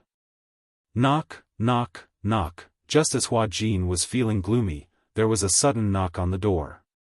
Turning around, he saw Alice standing at the door. The door wasn't closed, but she didn't come in either. Instead, she stood at the door and said to Hua Jin, "Is it convenient to take Natalia away?" Hearing that she was going to be taken away, Natalia immediately shrank behind Hua Jin in fear and clutched the corner of his shirt tightly. No, she didn't want to go with Alice. She was leaning against Hua Jin as if he was her savior. Hua Jin glanced at Natalia and gently held her shoulders. He stroked her hair gently and turned to ask Alice, "What's the matter?" "I want to do a checkup on Natalia." A checkup? Hua Jin couldn't help but feel sorry for her. She was on the plane for 10 hours and had to do such a long checkup. The child is exhausted. She hasn't gotten used to the environment yet and you want to take her away. Won't you? Alice heard this and crossed her arms. Why else do you think we took a 10-hour flight back here? It's not a complicated checkup either. We just want to check her basic values. We'll send her back right away. Hua Jin heard this and was speechless. Hence, he squatted down and coaxed Natalia, "Go with Auntie Alice, okay? I'll wait for you here, okay?" Where are we going? To do some checkup. He thought that Natalia would be unwilling and that she might cry and throw a tantrum, but she didn't. Natalia let go of his sleeve in disappointment. Her hands fell to the side as she nodded gently. Okay. She walked obediently to Alice's side. Although she was unwilling, she didn't say anything. Natalia, be good. I'll send you back later, okay? Okay. It was only when Alice took Natalia away that Hua Jin heaved a sigh of relief. However, as he wasn't familiar with this place, he stayed in the room and didn't dare to go anywhere. After such a long flight, he was extremely sleepy. Hence, he fell asleep as soon as he sat down on the sofa. Natalia and Gong Fan were brought to the laboratory. Alice first introduced the two children to the doctors in the laboratory one by one. This is Gong Fan, and this is Natalia. I've told you about them before. For a long time to come, our task will be very heavy. However, failure is not allowed. Do you hear me? Everyone was stunned and they were dumbfounded. Was not allowed failure? In the medical center, there were many experiments conducted every day, but Alice's requirements had never been so strict. Of's not allowed? How was that? Only after countless failures would one be able to sum up their experience and achieve success. Natalia leaned against Gong Fan, trembling in fear. In front of her stood a circle of people in white coats. This made her feel as though she had returned to the place where she used to be. Vaguely, she recalled the time in the hospital. The pungent smell of disinfectant, the cold faces, and the white coats that always swayed in front of her eyes. Immediately, she felt a wave of disgust. Chapter 43-24. Natalia sized him up with trepidation. Gong Fan gently held her hand. Even though he didn't say anything, he only gave her a determined look. Natalia felt comforted. It seemed that with him around, everything became less scary. Alice discussed with the specialists for a while and clapped her hands lightly. Okay, it's settled then. She turned around and looked at Natalia and Gong Fan. She immediately said, okay, now it's my turn to introduce you to my partners. This is Manson, this is Luca, this is Zach. Natalia realized that the doctors behind Alice all looked very young. They were full of vitality and vitality. This was the medical team that Alice had set up. It was the best in the world. However, it was such a top team in the world. However, the teaching staff were all young people who were only in their 30s. Moreover, this medical team was not only loyal to Alice, but it also showed that Alice's personality was unparalleled. Unless she personally dismissed this team one day, it would definitely be a success. Now, I'm going to come up with a plan for the two of you. Before that, I need to accurately understand your physical condition. Natalia, cooperate with me, okay? Natalia asked uneasily, will it hurt? If it hurts, it won't hurt other than taking blood. Oh, Natalia still had some lingering fear in her heart, but she still nodded resolutely. Gong Fan didn't need to say anything. He cooperated with Alice 100%. The two of them were sent for a series of examinations. At this moment, Alice suddenly received a call from Romanka. She was a little surprised that Romanka called. He rarely contacted her. Basically, if there was no special emergency, the two of them would communicate through email. Seeing that it was a call from him, Alice was a little cautious. After the call was put through, Romanka went straight to the point. How's Natalia's condition? Alice curled her lips. Everything is fine. At that moment, Natalia was right beside her. She held her phone and walked out of the room. Separated by a glass door, she made sure that Natalia couldn't hear their conversation. Then she slowly said, Professor, are you hiding something from me? On the other end, Romanka was clearly stunned for a moment. She hadn't expected her to ask such a question. Why do you ask? Do I need to tell you that? You should be clear about this. Alice didn't intend to delay any longer. She didn't want to go around in circles with Romanka. Natalia was now in her hands. From the moment she boarded the plane yesterday until today, all of Natalia's means of contacting Professor Romanka had been cut off by Alice. Therefore, Romanka could not get any information from Natarisa. It was probably because of this that he contacted her for the first time.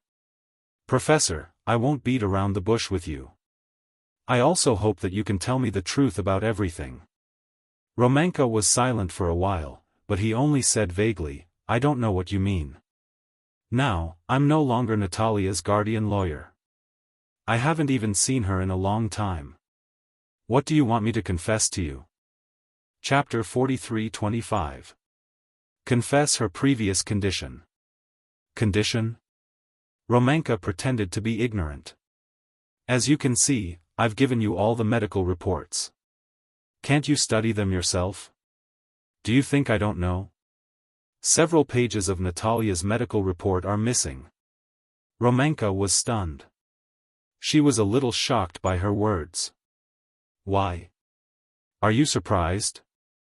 Surprised that I would know that you tampered with the medical report? What do you mean by tampering? I don't understand. Alice lowered her voice and said, several pages are missing from the report. If you didn't look at it carefully, you wouldn't have noticed it. You hid Natalia's medical report and then forged several copies of it and pasted them at the back of the report. The handwriting is too different. The previous page looks very old, and the new page is even several degrees wider than the previous page. Do you think I'm an idiot? You, Romanka, listen to me, Alice said very seriously, no matter what, I need you to cooperate with me. You're the most authoritative professor in this field. I still have enough evidence that you used Natalia to do those inhumane experiments. If you don't cooperate with me, I'll take you to the International Court of Justice. What you'll face is not only a high amount of compensation, but also your reputation. How about it? Is this condition sincere enough? Professor Romanka was silent for a long time. After a long while, he finally sighed. The younger generation will surpass us in time. He sighed and said, how should I meet you? Alice smiled relaxedly and finally relaxed her eyebrows. She knew that Professor Romanka's words meant that he was willing to cooperate with her. This also meant that her negotiation was a success.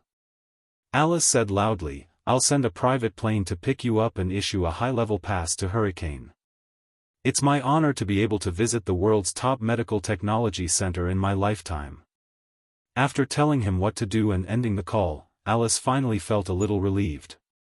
Professor Romanka was the world's most authoritative expert in the field of multiple personality disorder. If Lu Zhou could get his help, then his progress would be much smoother. Alice was also worried that Professor Romanka would harm Gong Fan. He seemed to have a great interest in Gong Fan. However, apart from those conspiracy theories, she was confident that she could protect Gong Fan as long as he was in her territory. Next, they could only take one step at a time. There was no need to rush Natalia's illness, but Gong Fan's situation was not optimistic. She could not wait any longer, and neither could Gong Fan. Before Professor Romanka arrived, Alice once again hypnotized Gong Fan. However, there was no breakthrough in the hypnosis. Yu was also in this body and there was no news of her. Alice wasn't an authoritative expert in this field before, so she didn't know much about the world of multiple personalities. If Gong Jia had not repeatedly urged her to cure Yu, she would not have dabbled in this field. However, if Professor Romanka was willing to help her, things would be much smoother. Chapter 43-26. During the half a month on the island, Gong Fan and Natalia had a relatively easy time. The two little guys got along well with the doctors in the medical center. During their free time, Hua Jin and Gong Jia would take Gong Fan and Natalia out to sea to relax. During this period of time, Yun Shishir would video call Gong Fan on time every night. However, the two of them were secretive about certain things. Gong Fan was well aware of his situation and cherished every day he spent with Yunshishi. Even though they were half a world apart, the video call every day was the most heartwarming time for Gong Fan. Compared to the busy Gong Jia and Alice, Hua Jin was much more free. However, when he was free, he did not dare to wander around the island. It was said that the island was shrouded in a quantum defense network, and there were invisible mechanisms and alarms everywhere at any time. If they were triggered, the entire island would be armed to the teeth. Hua Jin was not familiar with the island, so he did not dare to walk around recklessly. However, the castle had all kinds of entertainment facilities. Billiard room, video room, gym. When he was free, even if Gong Jia was not around, Hua Jin would take the two little guys for a walk by the beach. Alice teased him that during this period of time, he had accumulated a certain amount of experience in taking care of children. When he had his own children in the future and became a father, he would not be flustered when it came to taking care of children. However, Hua Jin did not know whether to be happy or worried. It was hard for him to imagine that he would have a child of his own in the future. He already regarded Natalia as his own flesh and blood. Therefore, even if there was a chance in the future, out of consideration for Natalia, he might not have another child. Half a month later, Romanka successfully met up with Alice. That night, Romanka ignored the exhaustion of the flight and entered the meeting room with Alice. Other than them, no one else was allowed to enter. In the meeting room, Romanka told Alice a shocking secret. Actually, you're right. I did hide something from you. That is. Romanka looked up and said with a serious expression, actually, Natalia is the real second personality. Alice did not expect that this was what Professor Romanka wanted to tell her. When she heard this, she was in a daze for a long time and did not come back to her senses for a long time. That day, when you saw the child in my hospital, the personality that appeared was actually Natalia. Compared to Natalia, Natalia's personality was a typical sensitive one. She is fragile, sensitive, and looks cold on the outside, but she is actually very gentle on the inside. All this time, I haven't told you because I don't know how to bring this up. You're lying. Alice was a little angry. How was that possible? How could Natalia be the second personality? Alice didn't dare to believe Professor Romanka's words.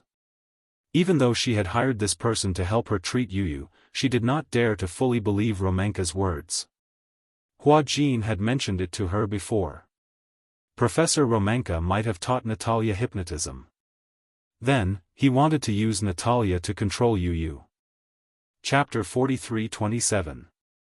However, she had never expected Natalia to be a second personality. Do you think I'm lying to you? Romanka leaned back in his chair with a serious expression. I know what you think of me. You must think that I'm an evil and unreasonable dark scientist who specializes in using weak and helpless children to conduct human experiments.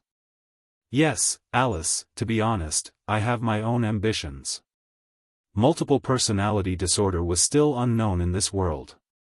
In fact, there were many people with multiple personality disorder in this world. The list of people with multiple personality disorder did not include people with multiple personality disorder all over the world. In other words, the patients we have now are just the tip of the iceberg. Alice, I want to conquer this field too much, so I seem a little eager for quick success. Perhaps, in your eyes, this is evil, but I don't think so. You don't have to think of me as evil. There's no need. Even though Romanka's tone seemed so sincere, Alice did not dare to believe him completely. According to what you said, could it be that Natalia's personality was created by you? Yes. Then why did you create such a personality? Alice was skeptical. This is your so-called personality society experiment? Not at all.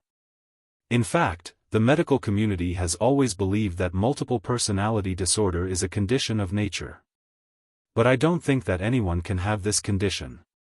So, I chose Natalia as the experimental subject. Natalia is a classic melancholic personality. So, in order to treat this personality disorder, I created the innocent, kind, and warm Natalia. I still don't dare to believe what you said so easily. This fact was too far from the answer she knew. She could not believe that Natalia was a second personality. Then, it meant that Natalia was the main personality that would never disappear? Then, can you explain why Natalia knows hypnotism? Romanka was finally surprised when he heard this. He didn't expect Alice to be so meticulous in her discovery. How do you know that Natalia knows hypnotism? She hypnotized Hua Jin and Yu Yu. Although I don't know what level her hypnotism is at, it should be at a higher level of sober hypnotism, right? Romanka was stunned. He suddenly smiled with admiration in his eyes. As expected of Alice, your observation is so meticulous. Yes, I taught Natalia hypnotism because she has trouble sleeping. So, I taught her hypnotism and used it to control Natalia. So, it was through that crystal ball? Yes. This is unexpected. Romanka, how did you teach her? Chapter 43-28. For now, let's not talk about Natalia. Let's put this matter aside. Alice paused and leaned closer to him. She lowered her voice and asked seriously, is there really no other way? Huh? I don't understand what you mean. Although you don't know much about Yu Yu's condition, I've mentioned it to you before. But... Oh, I get it now. You want me to work with you to come up with a treatment plan for Yu Yu. But you don't seem to trust me. Look, you haven't even shown me a detailed medical report on Yu Yu. Romanka looked at her calmly, his gaze probing. She sucked in a deep breath of cold air and said firmly, there's no way I'll report Yu Yu's condition to you. Hearing this, Romanka laughed instead of getting angry. Look, you're not even willing to tell me his condition. How can I cooperate with you? Based on your words, even if you don't know his condition, you should be able to come up with a treatment plan. Alice obviously believed in Romanka's abilities. Romanka, however, laughed. What do you take me for? Do you think I'm a god? You're a doctor yourself. Don't you think it's unreasonable for you to say such things? Romanka paused and continued, if a doctor doesn't understand the patient's condition, he won't be able to come up with a treatment plan. Moreover, in the field of multiple personality disorder, it's still a difficult problem to overcome. Relatively speaking, even if the patient's medical record is complete, he may not be able to come up with a perfect treatment plan. Alice sat up in excitement. I can't delay any longer. If I really can't come up with a perfect treatment plan, then I'll use hypnosis to kill all the other personalities. Oh? Romanka's interest was piqued and he caught the main point. All the other personalities? Does this mean that he has already developed more than 3 personalities? Alice didn't expect him to be so meticulous. He actually caught the main point so quickly. You sound very anxious. It seems like Yu Yu's condition has reached a point where he can't take responsibility. Romanka observed her expression as he spoke.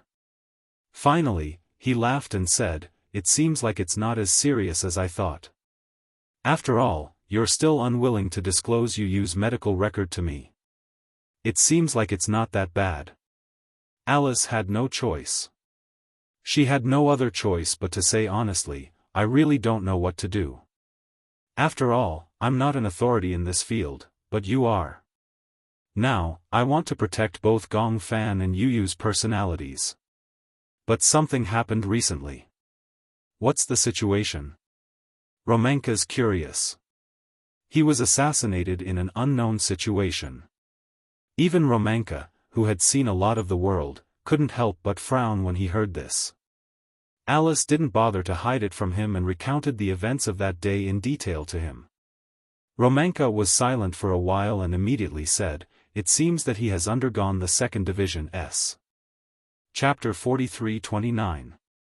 There's a situation where one personality splits into 2, 2 personalities splits into 4, and so on. As for how many personalities can be split, there are no detailed records at the moment. There are at most 21 known personalities recorded in the records. Can dual personality really become multiple personality disorder? To put it in simpler terms, the emergence of dual personality disorder is when there's too much pain, a person can no longer bear it. Therefore, the mental state splits into a second personality out of self-protection mechanism. Then, when dual personality disorder evolves into multiple personality disorder, it means that the mental mechanism has begun to create a personality society. This personality society can be created by the patient himself, or it can be created by the outside world through certain means. Some theories suggested that multiple personality disorder was related to childhood trauma. Internationally, children before the age of 7 were considered to be the golden age of children. If a child suffered serious mental trauma before the age of 7, it was very likely that it would lead to mental illness. Multiple personality disorder was one of the possibilities. When a person suffered a strong impact that was difficult to deal with, they might try to close their eyes and empty their mind to reach the realm of this did not happen to them. Then, they might create a personality that could replace them to bear the huge trauma and impact. This personality might immediately retaliate, become blind or deaf, scream, or curl up into a ball. Whenever similar pressure or impact appeared again, these personalities might automatically complete the transformation. Take Yu as an example. Li Qin and Yun Na's bullying in childhood. These tragic experiences tore apart a healthy Yu mentally, prompting the establishment of another personality. The two personalities could each perform their own duties and replace Yu to deal with different situations.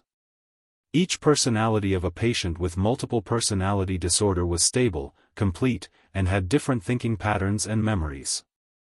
These split personalities were all-encompassing. They could be of different genders, ages, races, and even species. They took turns to control the patient's behavior. When the other personalities were controlling the behavior, the original personality might be unaware of what it had done during this period of time. This would lead to a serious time loss phenomenon. If the split personalities knew of each other's existence, it was called coexisting consciousness. They could even sit down for a meeting. My suggestion is that we use brain imaging to observe patients with multiple personality disorder. The difference in brain imaging between patients with dissociative identity disorder and patients with high and low hallucinations is very obvious.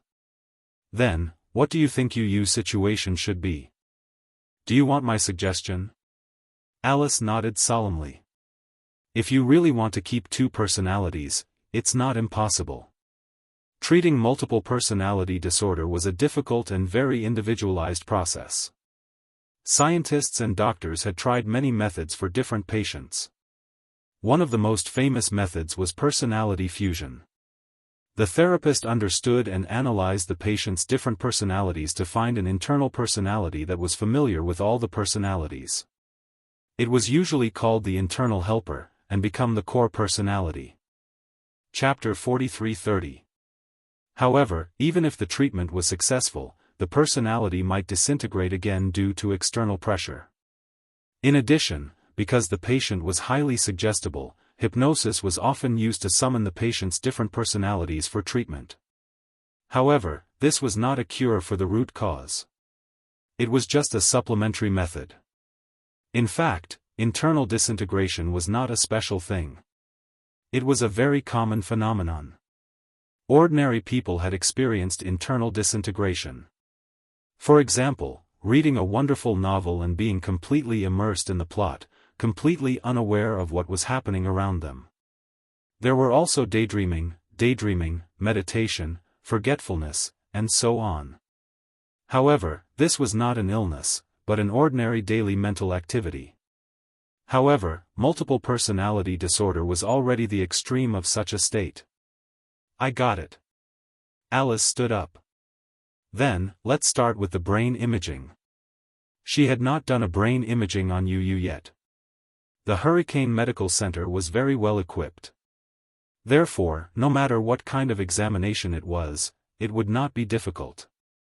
As long as Yu was willing to cooperate. Romenka nodded.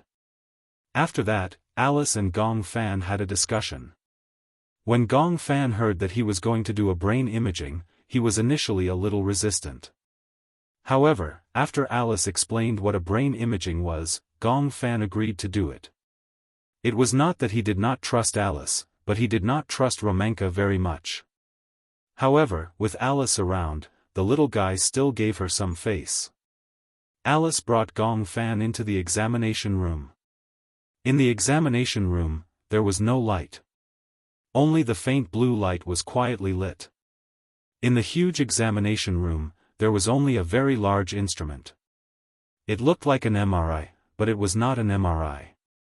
The two instruments looked very similar. Alice instructed Gong Fan to lie down. His head was placed in a white helmet.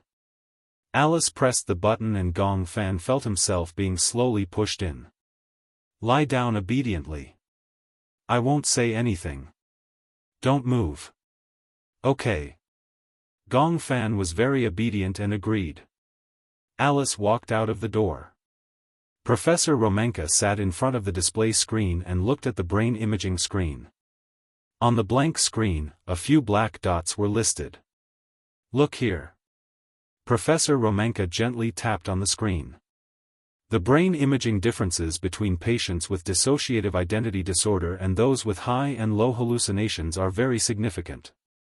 DID indicates dissociative identity disorder, CH indicates high hallucinations, CL indicates low hallucinations, TIS indicates trauma-related status, and NIS indicates neutral status. Alice looked at the image and sucked in a breath of cold air. Does this mean that there are 5 personalities residing in Yu's body? There are 4 active personalities. 4? How is that possible? Alice obviously did not believe him. Usually, only Yu and Gong Fan can change their personalities. Including the personalities that appeared that day, there should be at most 3 of them. How did the 4 of them come about? Are you sure you'll be able to distinguish the other personalities based on their appearance? When Alice heard this, she felt a chill run down her spine. Based on what you're saying, the other personalities have already appeared unknowingly, but we just didn't notice it? Just thinking about it made Alice realize how terrifying multiple personalities were. If there was a disguised personality, he would have been lurking for so long. Chapter 43:31. How would you be able to detect it? Romenka said half-jokingly, when other personalities appear, there won't be much change in appearance. At most, there will be a change in temperament. However, temperament is abstract. Moreover, you have already determined that the child has dual personalities, so naturally, you won't think of anything else. Alice frowned. So, you're saying that he has 5 personalities?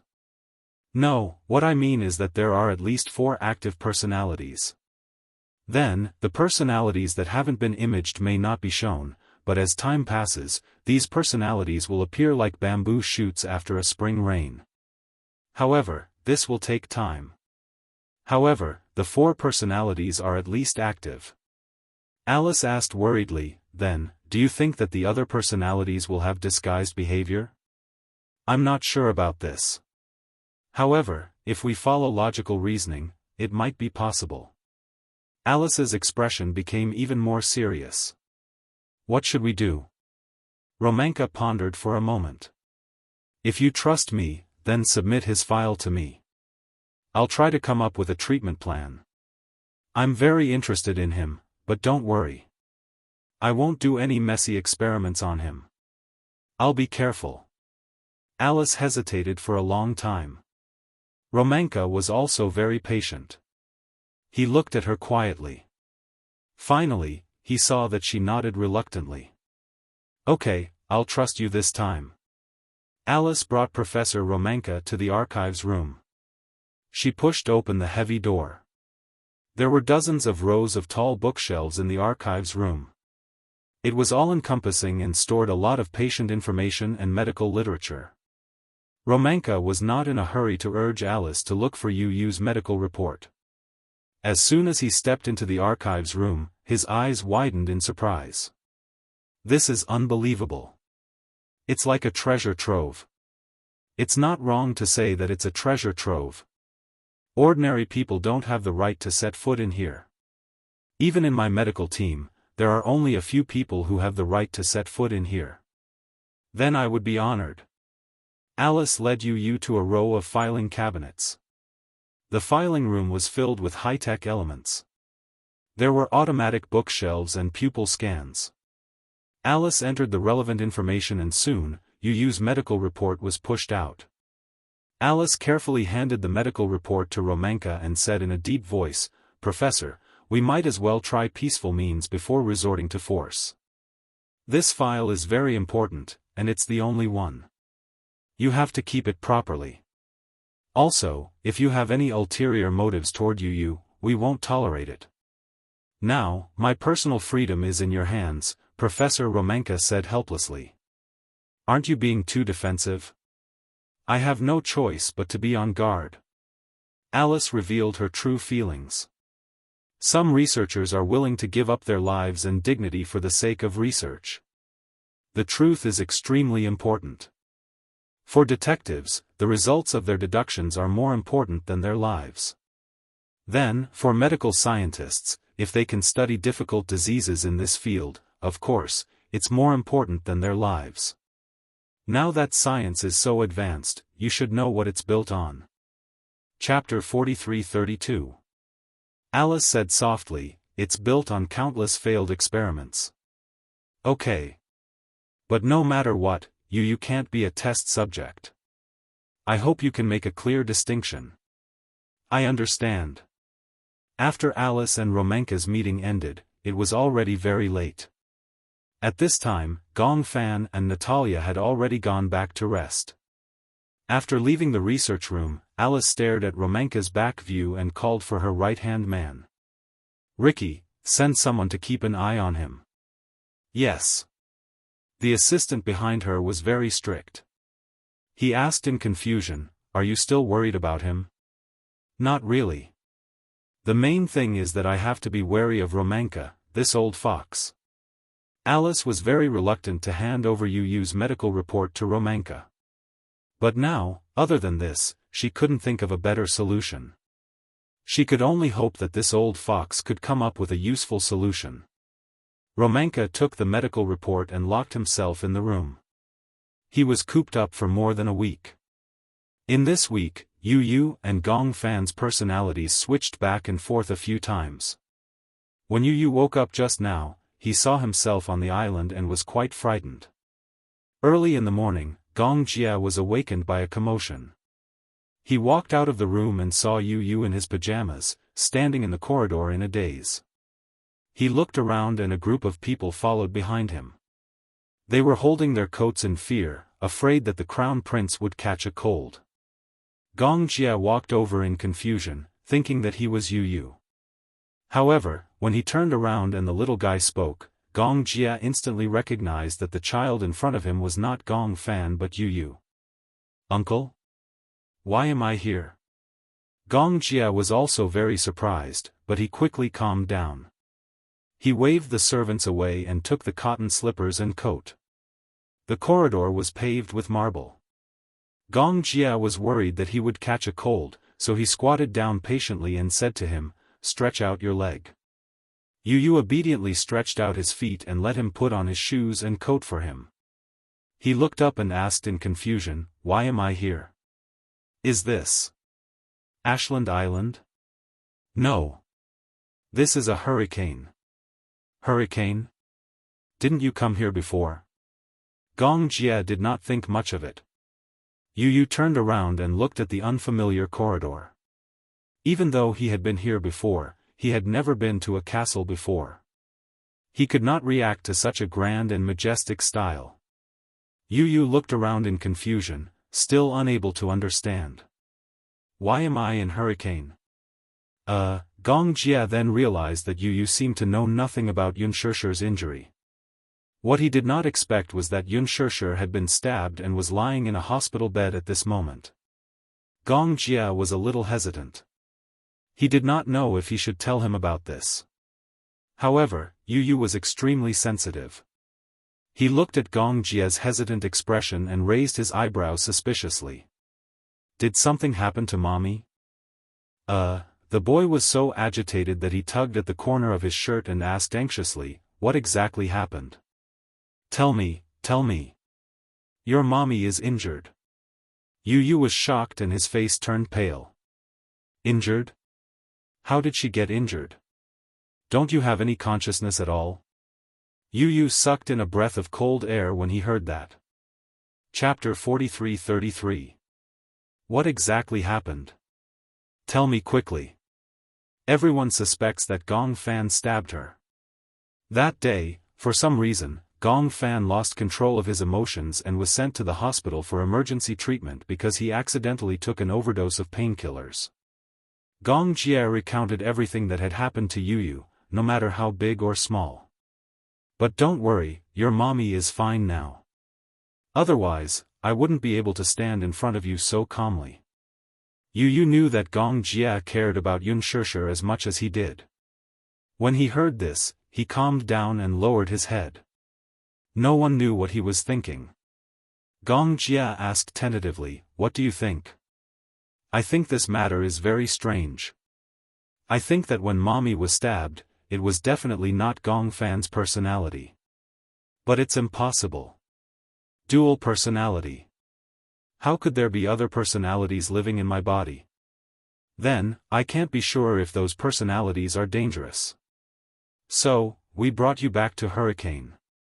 Alice has already worked with Romenka to think of a treatment plan. Yu's expression became even more solemn. He leaned against the railing and frowned. What did Alice say? She didn't say anything to me. There doesn't seem to be any progress. In that case, Gong Jia couldn't help but be surprised that he didn't suspect Gong Fan. Haven't you ever suspected that Gong Fan did this? Impossible. Why? Yu took a deep breath. He cares about mommy no less than you or me. I'm different. Other than mommy, I have other people I care about. But other than mommy, he doesn't care about anything. How could he do something to hurt mommy? Impossible. Yu trusted Gong Fan more than anyone else. Since he was already on this island, it meant that he would have to cooperate with the treatment for a long time and wouldn't be able to go back. Since he was already here, he might as well make the best of it. Yu cooperated with everything. However, there was one thing that he insisted on. If the treatment plan had to kill Gong Fan's personality, then he would be the first to be unwilling. He believed that if Gong Fan died, his soul would be incomplete. Gong Fan and he were complete. The method he hoped for the most was for the two personalities to merge together. This was the most ideal state for both him and Gong Fan. During this period, Gong Fan and Yu's personalities switched back and forth a few times. 2 weeks later, Romenka finally walked out of the room and mentioned to Alice that he wanted to do a hypnosis experiment. When it comes to hypnosis, Alice is very cautious. Romenka knows her worries, so she mentioned that she can also be present during the hypnosis experiment. What kind of hypnosis experiment was it? I want to create an illusion through hypnosis and summon the personalities of Gong Fan and Yu to meet each other. Roman paused for a moment before continuing, however, during the hypnosis process, we can't rule out the possibility that other personalities will appear in the dream. That's very dangerous. Alice realized the dangerous nature of this experiment. If other more dangerous personalities appeared in this dream and caused harm to Yu and Gong Fan, as outsiders, they couldn't interfere at all. Romenka nodded.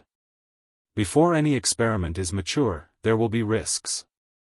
I have to make this clear to you. But there's no other way. This experiment has to be carried out. Chapter 43-34.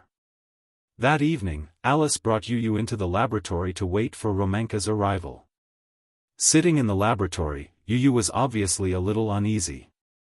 He confirmed again, I will be able to see Gong Fan in this hypnosis, right?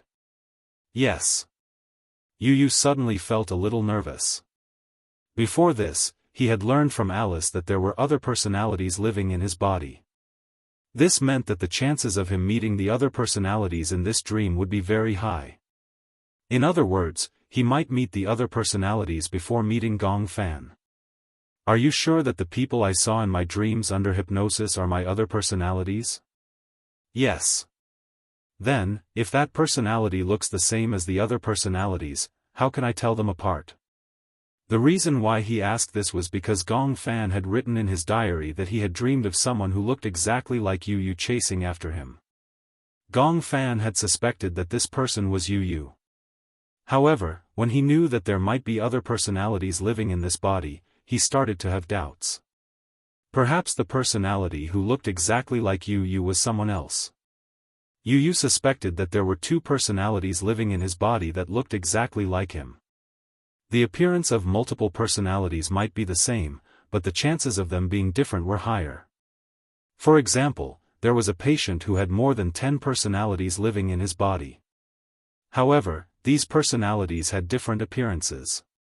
There was a blonde girl, a middle-aged man, and even an FBI detective. Each of them played a different role. Alice felt a headache coming on. Yu, your condition is more complicated, so I can't say who you will meet in this hypnosis. However, you have to be vigilant. Why do you say that? Alice said with a serious expression, because in the dream, other than you, if the other personalities are fatally injured, they will disappear completely. Yu quickly understood what she meant and couldn't help but shudder. He didn't expect that this experiment would be so risky. He was a little scared. You mean that if someone kills Gong Fan in my dream, his personality will really disappear completely? Yes. What about me? You won't disappear. You have to remember this forever. Alice suddenly became agitated. Yu was shocked by her nervous expression. First of all, you have to remember that you are the main personality. In the dream, no matter what attacks you encounter, you will never disappear and never die. No matter what kind of injuries you suffer, even if it is real, you can't believe it, otherwise. Otherwise what? Otherwise, you will never wake up and let the other personalities occupy your body. Yu couldn't help but gasp. Chapter 43-35. Yu nodded solemnly. He didn't know why, but his heart felt heavy. I understand. I'll do my best to protect Gong Fan. When Alice heard this, she didn't know whether to laugh or cry. Idiot, you just have to protect yourself. But as you said, even if I die in the dream, I still exist in the real world. But Gong Fan's life is in danger. I have to protect him. When Alice heard this, she fell silent for a while. She didn't know why, but she thought of Yunshi's previous worries. She couldn't help but ask indirectly, if one day, everyone gives up on Gong Fan, what will you do? Why would you give up on him? Yu expressed his confusion. I will never give up on Gong Fan. He is another me. He is the other half of my soul. If he disappears, then no matter how outstanding I am, I will be incomplete. Alice nodded in relief and scratched the bridge of his nose. You are such a gentle child. Soon, Professor Romanka arrived. He brought some tools necessary for hypnosis. When he walked into the room, he stood in front of Yu and asked with concern, "Are you ready?" "Yes." "This is a cup of milk tea."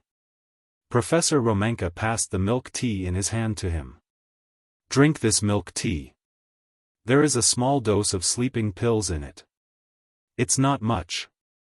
Before entering the hypnosis experiment, Yu had to take some sleeping pills. Otherwise, it would be difficult for him to enter the hypnosis in a good state when he was extremely awake. Yu had just taken a sip of the milk tea when Romanka had already set up a dim table lamp. He turned on the table lamp, walked to the window, and drew the curtains. The huge room suddenly fell into a dead silence and darkness. The only light left was the table lamp in front of Yu. It was extremely weak. After drinking the milk tea, Yu still didn't feel much. He didn't feel sleepy either. He had enough sleep, so he was very awake. Professor Romenka sat down before him and greeted him in a friendly manner. Yu, hello, I'm Romenka. He extended his hand to Yu as if he was greeting a gentleman. Yu shook his outstretched hand and smiled. Hello. Next, we're going to start our experiment. Are you ready?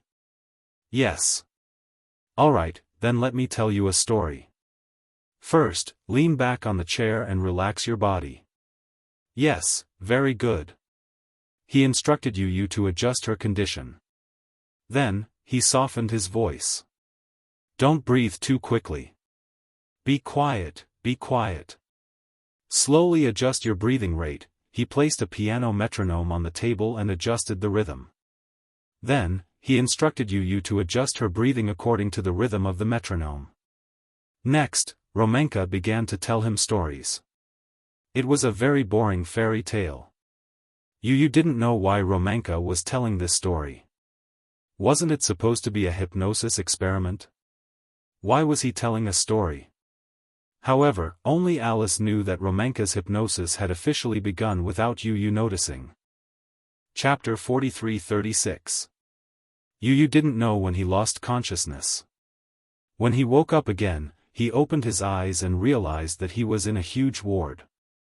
The reason why he knew that he was in a ward was because when he opened his eyes, all he could see was a snow-white color. He could even vaguely smell the smell of disinfectant. His mind was in a daze. It took him a long time to adjust and realize that he was in the world that Romenka had hypnotized him. Was this a dream? Or was it a different dimension? He remembered that Alice had told him that after hypnosis, he had to keep his guard up against the people he met in this world. What might appear in this world might be the hidden and dangerous personality in his body. Yu immediately became alert. He got out of bed and looked around. After confirming that there was no one else in the ward, he began to rummage through the room. The ward was very big, and it was fully equipped with everything that was needed. In addition to the usual facilities in a hospital, there was medicine, needles. Yu was a little scared. He was especially afraid of such a space. He had been in the hospital since he was young and hated such an environment. Now that he was in such a space, it was inevitable that his heart would palpitate. Professor Romenka had said that he would summon Gong Fan's personality. However, if Gong Fan appeared, then the other personalities might appear as well. Moreover, he could not tell from his appearance whether it was Gong Fan or another personality if it was someone who looked exactly like Gong Fan. Yu picked up the scalpel on the cart and walked to the door. He carefully pushed it open. After pushing the door open, there was a spacious corridor outside. There was a long corridor on both sides. From his angle, he couldn't tell where the end of the corridor led to. Opposite the corridor was a row of floor-to-ceiling windows. However, the strange thing was that although the sunlight outside the window was bright and warm, it couldn't penetrate the window. It was as if it was isolated by an invisible enchantment. The sunlight outside the window was bright and beautiful, but it couldn't shine through the floor-to-ceiling windows. Therefore, the corridor was especially dark. Yu walked to the window and pushed it open. A strong gust of wind rushed in. He looked down and was surprised to find that the floor he was on was more than 10 meters above the ground. At a glance, it was about 5 stories high. Yu closed the door and looked around. After weighing the pros and cons, she finally decided to walk to the right. Because I'm Yu, he muttered in his heart. This was probably a form of joy in the midst of bitterness. As he walked, he suddenly heard footsteps overlapping with his own. His hearing was exceedingly sharp. Alertly, he stopped in his tracks and leaned against the wall, trying to listen carefully to where the footsteps were coming from. What was even more frightening was that, when he stopped in his tracks, the footsteps stopped in an instant, too. Could it be the echo of his footsteps? Was he so sensitive that he mistook the echoes as someone else's footsteps? Impossible, the sound of footsteps was much faster than his own. Yu took a deep breath and forced himself to calm down. Chapter 43-37. Alice had once said that no matter what happened to him in the dream, he was the main personality and would never die. Perhaps because of this, he was fearless and Yu had become more daring. He leaned against the wall and moved his feet slightly, listening carefully for the echo of his footsteps. There was no echo. Hence, he was relieved and started to walk freely with the intention of testing the waters. However, it didn't take long for the strange footsteps to be heard again. Moreover, it overlapped with his footsteps. Yu tried to distinguish the footsteps from behind. He pretended to be calm as he walked. Then, he suddenly turned around and looked behind him. In the distance, a black figure flashed past the end of the corridor. Obviously, the black figure was very alert. After realizing that he had been discovered, he quickly went into a room from the corridor. The door of the ward was not open. Hence, the black figure seemed to be sticking close to the door and curling himself up. Yu suddenly felt his limbs turn cold. This person was obviously following him. But, what was his motive for following him? Yu took half a step back, suspecting the identity of the black figure. Could it be Gong Fan? Yu called out carefully, "Gong Fan." For a while, there was no movement. He stared in that direction as he slowly retreated, luring him out. When he moved, the black figure seemed to have heard the footsteps and thought that he had left. Hence, he appeared again. Yu saw the black figure slowly appear at the end of the corridor. Even though they were far apart, he could clearly feel that the person's eyes met his. Yu could not see his face clearly, but he could clearly feel that the black figure was slightly stunned. "Gong Fan, is that you?" His voice was slightly louder. The black shadow's footsteps paused. Then, it slowed down a little and walked towards him. Could it really be Gong Fan? Yu thought and walked towards him nervously. However, halfway there, he could clearly feel that the black figure's footsteps had quickened. No. He was not Gong Fan. Gong Fan was about the same height as him, but this black shadow was quite tall. Yu estimated that the black shadow was an adult male who was at least 1.8 meters tall. How could Gong Fan be so tall? It was not Gong Fan. Then, who could he be? Yu suddenly remembered the dangerous personality that Professor Romanka had mentioned. Could this be it? Oh no! Could it be another personality? Yu took a few steps back and suddenly realized that the black figure had sped up and was walking towards him. He knew that something was wrong and turned to run. He had only taken a few steps when the black shadow behind him quickened its pace. Yu broke out in cold sweat. He almost didn't dare to look back as he desperately picked up the path and ran. At this moment, the huge hospital had become the battlefield of this chase. In such a big hospital, he almost didn't have time to think about where to go out. Seeing that the door of a room was open, he rushed in without thinking, turned around, and locked the door. Yu nervously leaned against the wall as he listened to the sound of hurried footsteps approaching. Then, when he reached the door, he suddenly paused as if he was judging something. Chapter 43-38. Who was this person? Just now, when they had looked at each other from afar, Yu could clearly sense a murderous look in his eyes. While holding his breath, Yu could clearly feel that the person outside the door had tried to turn the doorknob, but when he realized that the door was locked, he turned around and left. As the footsteps faded away, Yu heaved a sigh of relief and let out a long sigh. He's finally gone. Yu leaned against the door and turned around, only to realize that there was someone else in the room. It was a very big ward. Yu walked in quietly and suddenly saw someone sitting on the bed. It was a girl. She had long, black hair that fell over her shoulders. She had delicate features and looked to be about 15 or 16 years old. However, there was a hint of Unspoken in her eyes. She was leaning against the bed and looking out of the window. Her gaze was blank, so much so that even after Yu had entered the room, she did not notice his presence. She was wearing a hospital gown and was hugging her knees as she sat on the bed. She looked a little weak and pitiful. Perhaps because of the girl, Yu Yu's vigilance was slightly reduced. However, at the same time, he felt that something was amiss. Why would such a girl appear in his dreams? Could it be that this was one of his personalities? Yu Yu was a little suspicious. Who are you? Ah, Yu Yu's sudden voice startled her. The girl lifted her head and looked at him helplessly. When she saw that it was Yu Yu, she calmed down a little. Who are you? My name is Yu Yu. Yu Yu? The girl tilted her head. Obviously, this name was a little unfamiliar to her. My name is Xianxian. Xianxian? Yu Yu smiled. What a nice name. He tried to get closer to her. Seeing that the girl didn't seem to reject him, he moved a little faster. He walked to the bed, but there was no place to sit. When the girl saw this, she immediately moved to the side considerately, leaving one side of the bed empty. Yu Yu immediately said, "Thank you." Thus, he sat down on the edge of the bed.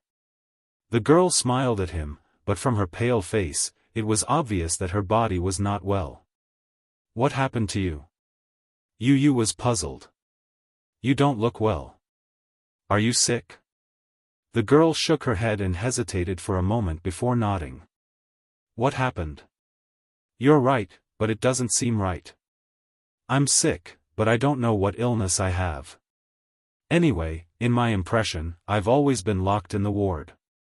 Not going anywhere? Yes, it's just me. Xianxian smiled. Actually, it's quite good like this.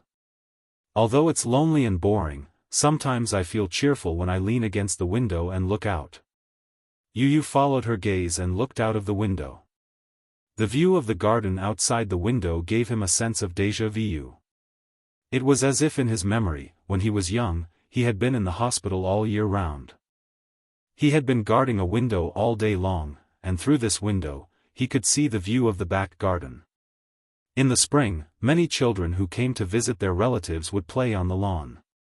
There was a gentle breeze and many kites flew in the sky, but he could only watch helplessly. Don't you feel lonely? Chapter 43-39. As the girl spoke, she raised her head and looked at him suspiciously. Who are you? Why haven't I seen you before? Yu Yu did not know how to explain. He immediately changed the topic and asked, Are you alone? Don't you have other family members? Yes. Shan did not think too much and did not notice Yu Yu's intention to change the topic. She answered his question. I have a sister called Ran Ran. Ran Ran? Yes. But, my sister always bullies me, so I'm a little afraid of her. If you see her, you don't have to tell her that I'm here. I don't want to see her. In other words, the various people in Yu Yu's childhood memories will become the shadows of the personalities in his body? Alice touched her nose gently and came to this conclusion. Professor Romenka nodded. That's about it. After Yu Yu fell asleep, Romenka put on a brain monitor for Yu Yu. At the same time, he used it to check his physical condition in his dream. Furthermore, he could also check the situation of the personalities that appeared. Through the test, Alice found that Yu Yu's brainwave frequency was sometimes fast, sometimes slow, sometimes calm, and sometimes fluctuating violently. Fluctuating violently meant that he was afraid. Alice did not know what Yu Yu saw in his dream to cause such strong emotional fluctuations. She sighed. Wouldn't it be great if I could enter his dream? If you interfere at this time, Yu Yu might go crazy. Go crazy? Alice felt that it was a little unbelievable. Is there any scientific basis for this? For example, Yu Yu's mental strength is like a few orderly highways, and the different personalities are like speeding cars on the highway. If you interfere, what will happen when the cars drive into the other highways in the opposite direction? Collision. If his mental state is damaged, it will lead to disorder. Therefore, the consequences will be unimaginable. Of course, not everyone will be like this, but just in case, I don't recommend interfering with him. Understood. Romanka's explanation was easy to understand, so she could easily understand what he meant. Alice sat down on a chair not far from Yu. She looked a little dejected. So you're saying that we can only watch from the sidelines and can't do anything? Yes. This is a deep level of hypnosis. It's different from the superficial hypnosis you did before. You can't interfere. You can only wait and see. Can you wake him up? Yes, but it needs to be done in a professional way. Alice was still a little uneasy. She wasn't an authority in this field, but Romanka was. If he secretly did something, she might not be able to detect it. It was because of this that she felt uneasy. Until now, she still couldn't completely trust Romanka. However, there was nothing she could do except ask Romanka for help. He could only pray secretly, hoping that things would develop smoothly. Romanka also sat down next to her. He knew that Alice was worried about him, so she didn't want to leave. However, he didn't mind. Chapter 43-40. Alice looked at Yu quietly. Although she didn't show it on her face, she was praying that Yu and Gong Fan would be able to get through this safely. At night, Yu suddenly woke up. Alice was pleasantly surprised that he had woken up. She couldn't hold it in anymore. She had too many questions that she wanted to ask. However, Yu had just woken up and was still in a daze. Hence, she forced herself to calm down. How are you, Yu? Do you feel better? Are you more awake? Be quiet first. Romanka gestured for her to be quiet. Then, he brought a glass of milk and placed it in front of Yu. However, little did he know that little Munchkin looked up and scanned his surroundings. He muttered to himself, "Where is this?" Then, he turned around and looked at him deeply. His gaze was obviously a little confused. I am not Yu. Alice and Romanka were both stunned. Gong Fan saw their strange expressions and couldn't help but worry. What's wrong with Yu? Did something happen? What's going on? Alice looked at Romanka worriedly. She seemed a little anxious. Then, where's Yu? Romanka also didn't expect this to happen. After all, no matter what kind of experiment it was, there would always be some unexpected accidents in every experiment.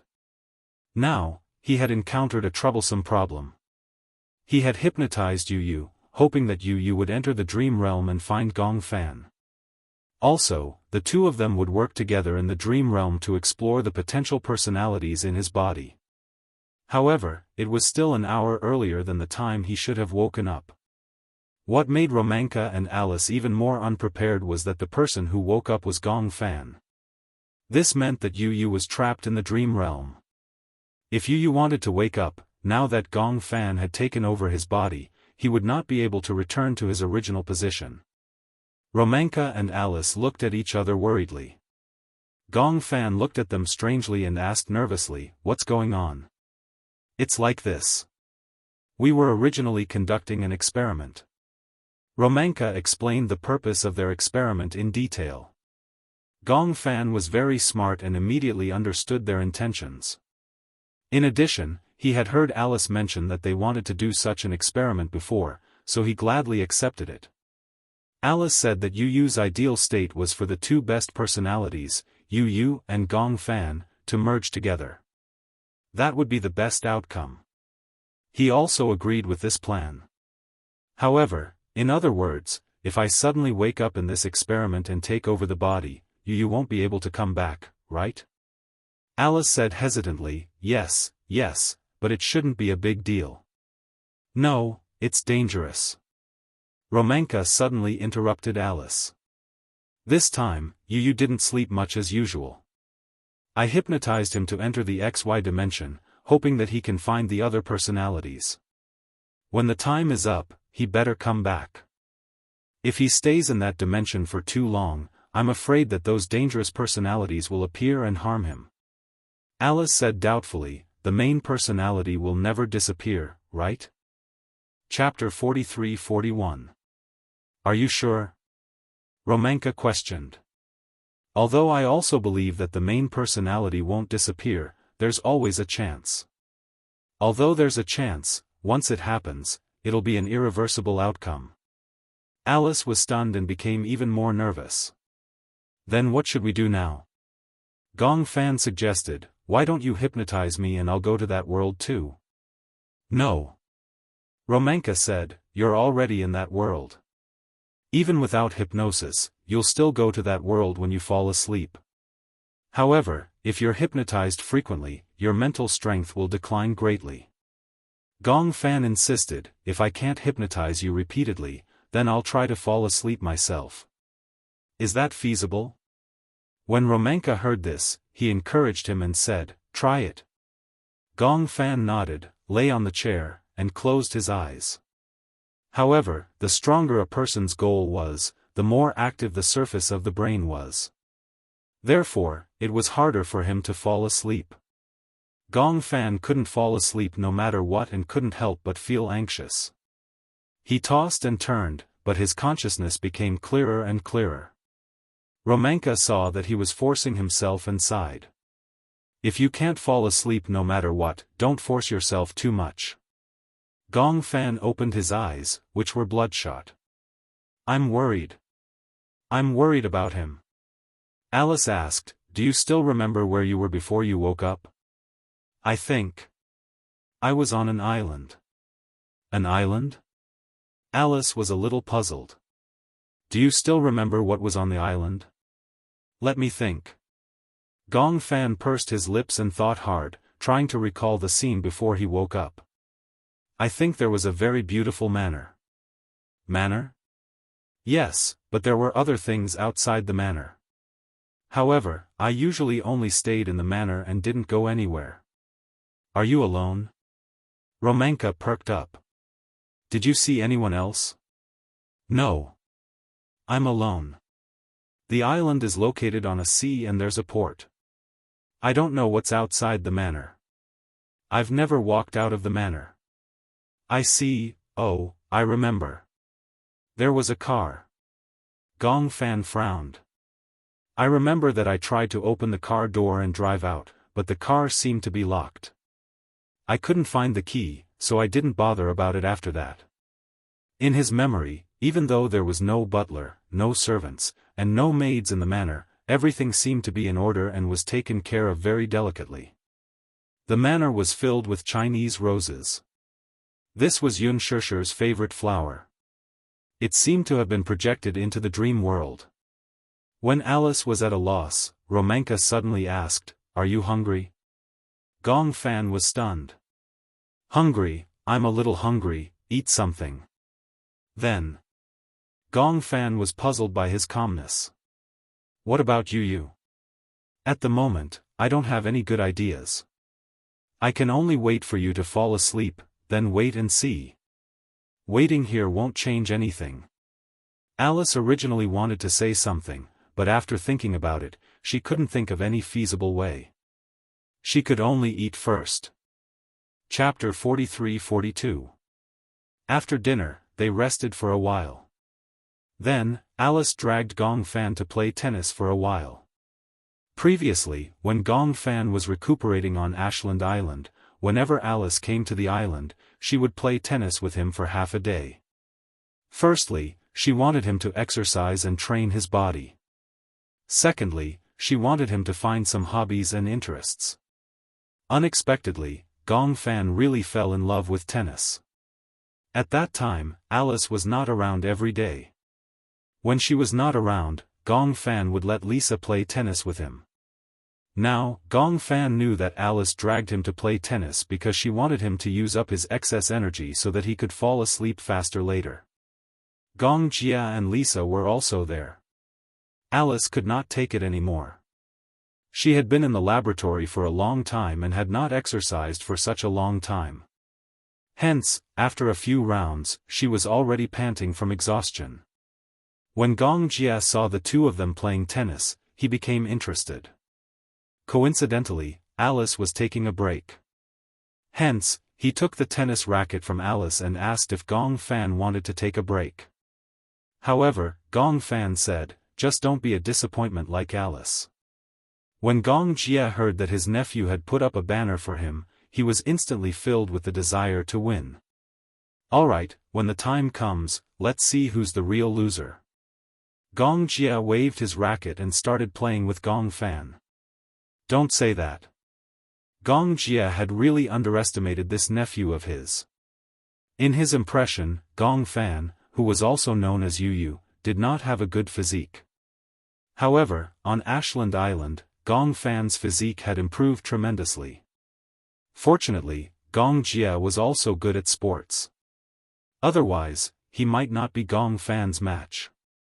However, in terms of tennis skills, Gong Jie relied on the strength of an adult and his height of 1.9 meters to suppress Gong Fan to a certain extent. After the tennis match, except for Gong Jie, everyone was exhausted. Gong Fan did not leave the stage the entire time. He was forcing himself to use up all his excess energy. This way, he would have a certain amount of excess energy when it came to sleeping at night. However, although this move was crude and brainless, it had a certain effect. At night, Gong Fan took a shower before lying down on the bed. The moment his head touched the pillow, he fell asleep not long after. After entering the dream, he looked around and realized that he had returned to the manor. He had fallen asleep. However, even if he were to fall asleep, the boy would probably not wake up anytime soon. That was because his body was too tired from overexertion. However, Romanka had said that Yu had come to his dimension. Even though he could not differentiate between dimensions, nor could he accurately understand them, he could vaguely sense that he might be able to find Yu in this dream. This way, even if he could not send Yu back to the real world, he could still do his best to protect Yu. Gong Fan pushed the door open and went to the garage. He found that the car was still there. The car was a Mustang sports car. The door was locked and he needed a key. Gong Fan remembered Romanka's words and went back to the room to search for the key. The manor was huge. However, Gong Fan was very familiar with this place. He went to the living room and rummaged through the cabinets. He found many keys. He identified them carefully and finally found the car key. He went to the garage and successfully opened the car door. Chapter 43-43. Although he was young and did not have a driver's license, it was not difficult to drive. There were not many complicated routes and road plans on the island. In addition, the car was automatic. One step on the accelerator and one step on the brake. He just needed to grasp the direction. Gong Fan got into the car and adjusted it to a suitable seat. He put the car in gear and stepped on the accelerator. He successfully drove the car out of the garage and away from the manor. Outside the manor, there was a long asphalt road. There were no cars on it. Gong Fan drove slowly along the road. There were some mountains on the island, but the mountain roads were not narrow. It was not difficult to drive. As Gong Fan drove, he looked out of the window. Unknowingly, he drove to a cliff. It was a dead end. Gong Fan sighed and had no choice but to turn the car around. The gauge showed that there was not much fuel left. There was no navigation here, so he could only activate the fuel-saving mode and step on the accelerator carefully, searching for a gas station along the way. After driving for about 7 to 8 kilometers, he finally saw a gas station. He parked the car and got out, but he did not find any staff at the gas station. The huge gas station was empty. There was no one there. Therefore, he filled up the gas himself until the dashboard showed that the gas level was full. He drove in the opposite direction of the dead end and the manor. There was no one on the huge island. It only gave off an inexplicable feeling of desolation. The sky unknowingly darkened. Usually, he only stayed in the manor and did not go anywhere. He did not expect the island to be so big. After driving for so long, he did not see anything beyond the mountains. Now that the sky was gradually darkening, Gong Fan felt that it was too dangerous to drive in the dark. Moreover, he did not find anything. Therefore, he thought that he should turn back and wait until after tonight. However, when he turned back, because the sky was dark, there were suddenly dots of light in the distance that attracted his attention. Gong Fan slowed down the car and looked out of the window. He saw that the place where the lights were lit up was actually a few taller buildings. There was a huge Red Cross sign hanging on the roof. It seemed to be a hospital. Hospital? Gong Fan frowned. It was still not too late. Therefore, he took the opportunity to drive in the direction of the hospital. Although the hospital was close by from afar, the road on the island was very long. However, the roads on the island were winding and they wasted a lot of time on the way. By the time they arrived at the hospital, it was already late at night. He parked the car a little further away from the hospital and walked to the entrance of the hospital. However, he saw that only a few rows of the hospital were lit. The rest of the rooms were dark. Is there anyone in the hospital? How was that possible? Alice said that the dimension he was in was an XY dimension, and anyone who appeared in it was UU's other personalities.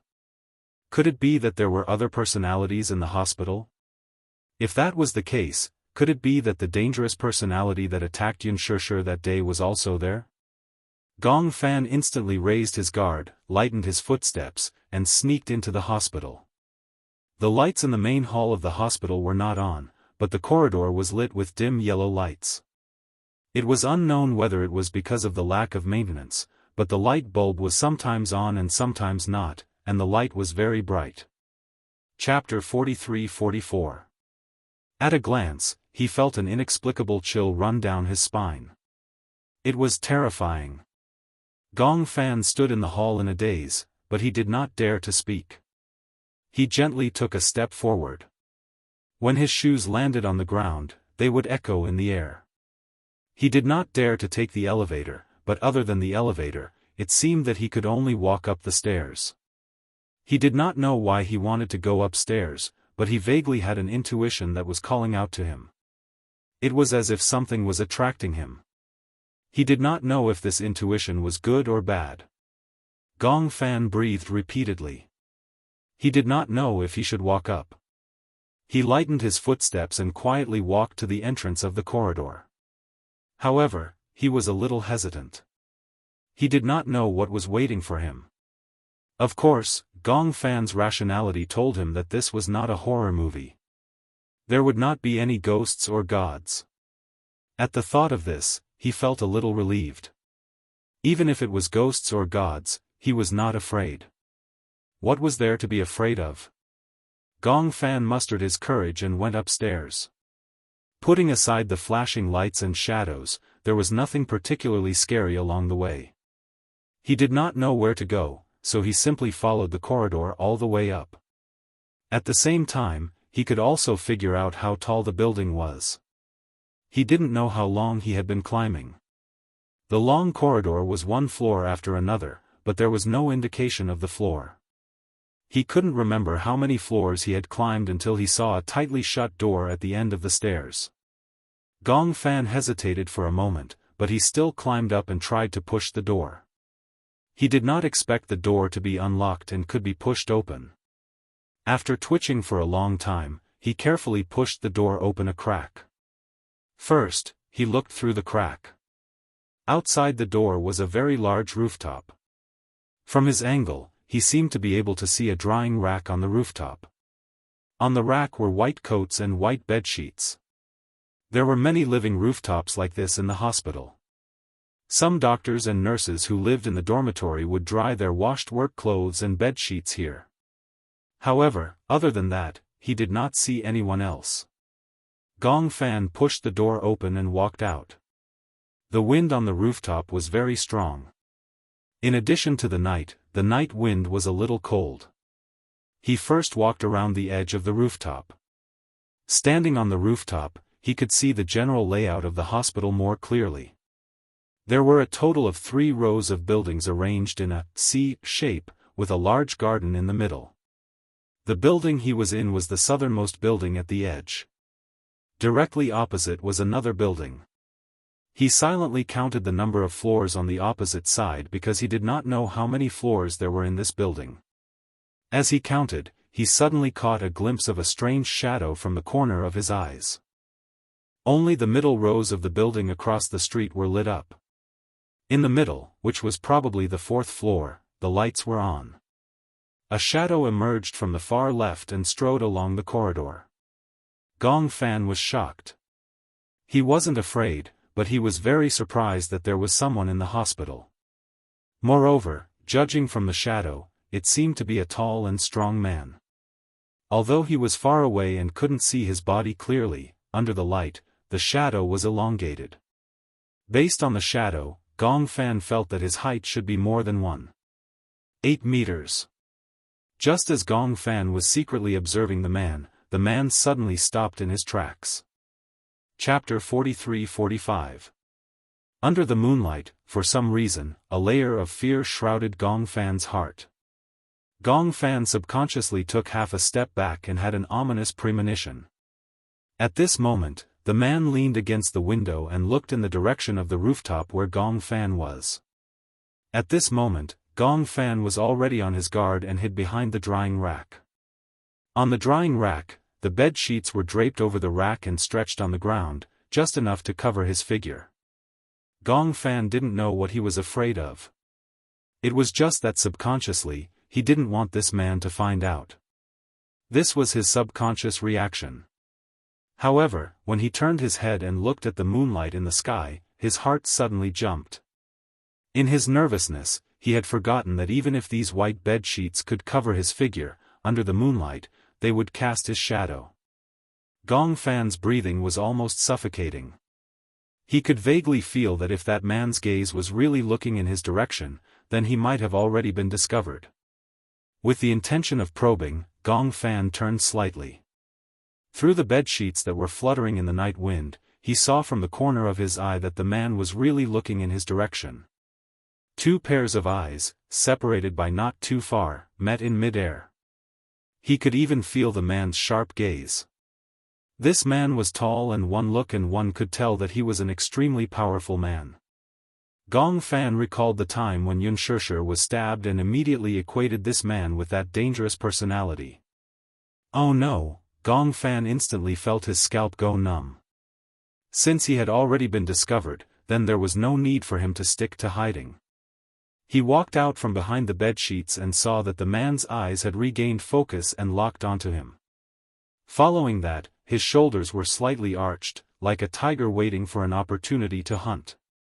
The scene was at daggers drawn. If it wasn't for the distance between them, Gong Fan would even think that this man would pounce on him like a cheetah in the next second. His back was already covered in cold sweat. Gong Fan moved his feet slightly and slowly moved towards the door. The man looked at where he was. Then, as he watched him, he quickly ran in his direction through the corridor. He knew where he was and was about to start his hunt. Run! At this moment, there was only one word in Gong Fan's mind. His intuition told him that this man was very dangerous, so he pounced toward the door almost at the same time. Walking down from the rooftop, it was the 10th floor. The man was on the 4th floor. There was some distance between them, but the figure of the man flying in his direction still made him feel a lingering fear. If she didn't run away now, the man would definitely catch up. After all, he was a grown man, so he couldn't be slow. Run? But where could he run to? Gong Fan didn't have time to consider the man's identity. He only wanted to find a place to hide. As he ran in the huge hospital, the echoes of his footsteps made him feel as if someone was hot on his heels. This made him even more worried. Gong Fan groped through the doors one by one. Every door was either locked or a dead end. There was no place to hide at all. He didn't dare to place his hopes on the thin latch. He always felt that no matter how sturdy the lock looked, the door wouldn't be able to withstand a man's kick. Chapter 43-46. Gong Fan didn't know what to do and couldn't find a place to hide. He first ran down to the 9th floor and then turned back to the 10th floor. Just as he reached the 10th floor, he vaguely heard footsteps running upstairs. Gong Fan approached the window warily. He first stuck his head out and looked up. At this moment, the footsteps upstairs had quietened down. He first glanced to the left, then to the right. Then, on the upper right, he saw a person's head sticking out of the window as well. That man had actually run to the floor he was originally on at such a fast speed. The man was obviously not stupid. Through the sound of footsteps, he caught the message that he was on the 10th floor. He looked down and their gazes met again. Gong Fan instantly felt his hair stand on end. The man quickly retracted his head and footsteps sounded. Gong Fan suddenly realized that the man must be running in his direction. He was going crazy. Left or right?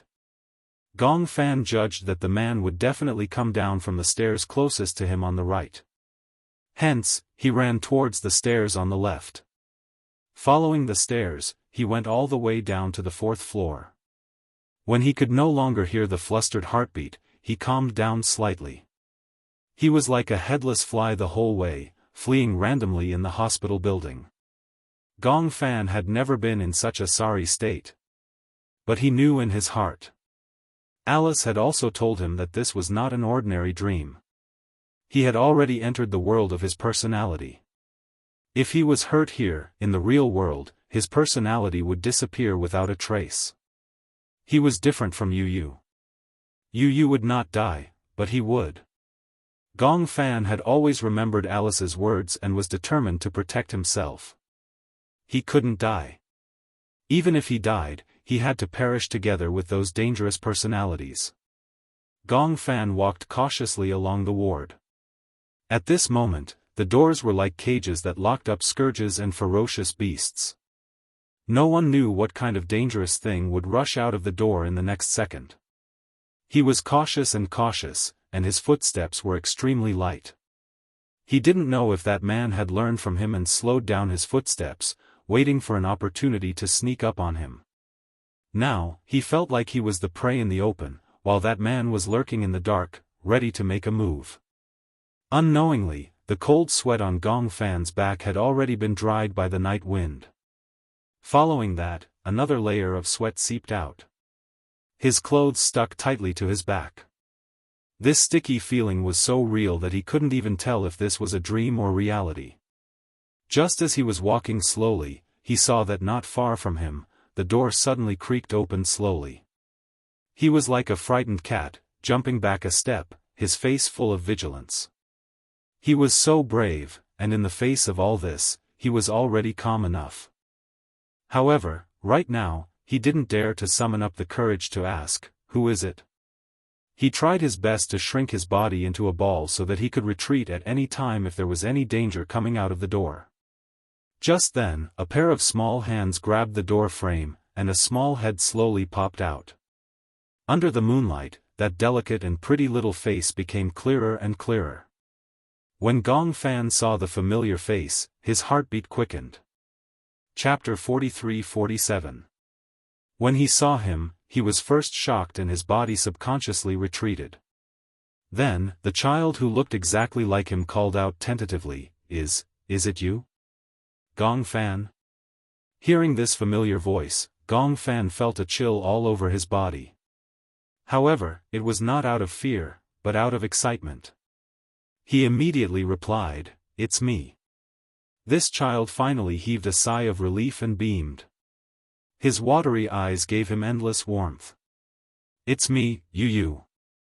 Then, he hooked his finger at him and gestured, "Come over quickly." Gong Fan could not hide his excitement, but he still tried his best to suppress the sound of his excited footsteps. He leaned against the wall and walked over. When he was 10 feet away from the door, Yu immediately leaned out, grabbed his arm, and pulled him into the room. The door closed softly. Yu carefully locked the door from the inside, trying not to make any sound. Just as he locked the door and turned around, Gong Fan could not hold back his excitement and hugged him tightly. "Yu, I've finally found you." It was not that Gong Fan was not touched. Because he knew very well who Yu had entered this personality world for. In fact, he did not have to take such a risk. To him, although his life was not in danger in such a dangerous world, the mental stress was not a small blow. However, Yu had entered this world without hesitation for him and to protect him. Gong Fan hugged him so tightly as if he wanted to integrate him into his bones and blood. Yu did not break free. Instead, he sighed and hugged him tightly as well. "It's good that you're fine." These few words warmed Gong Fan's heart. The depression that he had felt for a long time was instantly swept away. However, this personality of his seemed to be born with undeveloped tear ducts. At this moment, logically speaking, the two of them should hug each other and cry bitterly. But he did not. He was so emotional that he could not cry. "You're fine too. That's great." Yu let go of him and sized him up deeply. Gong Fan was also sizing him up at the same time. The two children looked exactly the same, even more so than Yu and Xiaoyi Chen. They were practically the same. Yu looked at Gong Fan as if she was looking into a mirror. Gong Fan looked at Yu and was filled with emotions. In a certain parallel world, the two personalities met in such a miraculous manner. This world was really too incredible. Here, Yu saw another version of himself. This feeling was very strange. He then asked curiously, "Why are you here?" Gong Fan hesitated for a moment and explained, "I heard from Alice and Romanka that you were hypnotized for me and that you were supposed to be with me. However, I woke up halfway and took over your body. You couldn't return to your original world. I finally fell asleep and successfully entered the dream world. I found this hospital. I didn't expect you to be here too." This was probably the so-called telepathy. Gong Fan could finally understand why something seemed to be calling him when he first entered the hospital.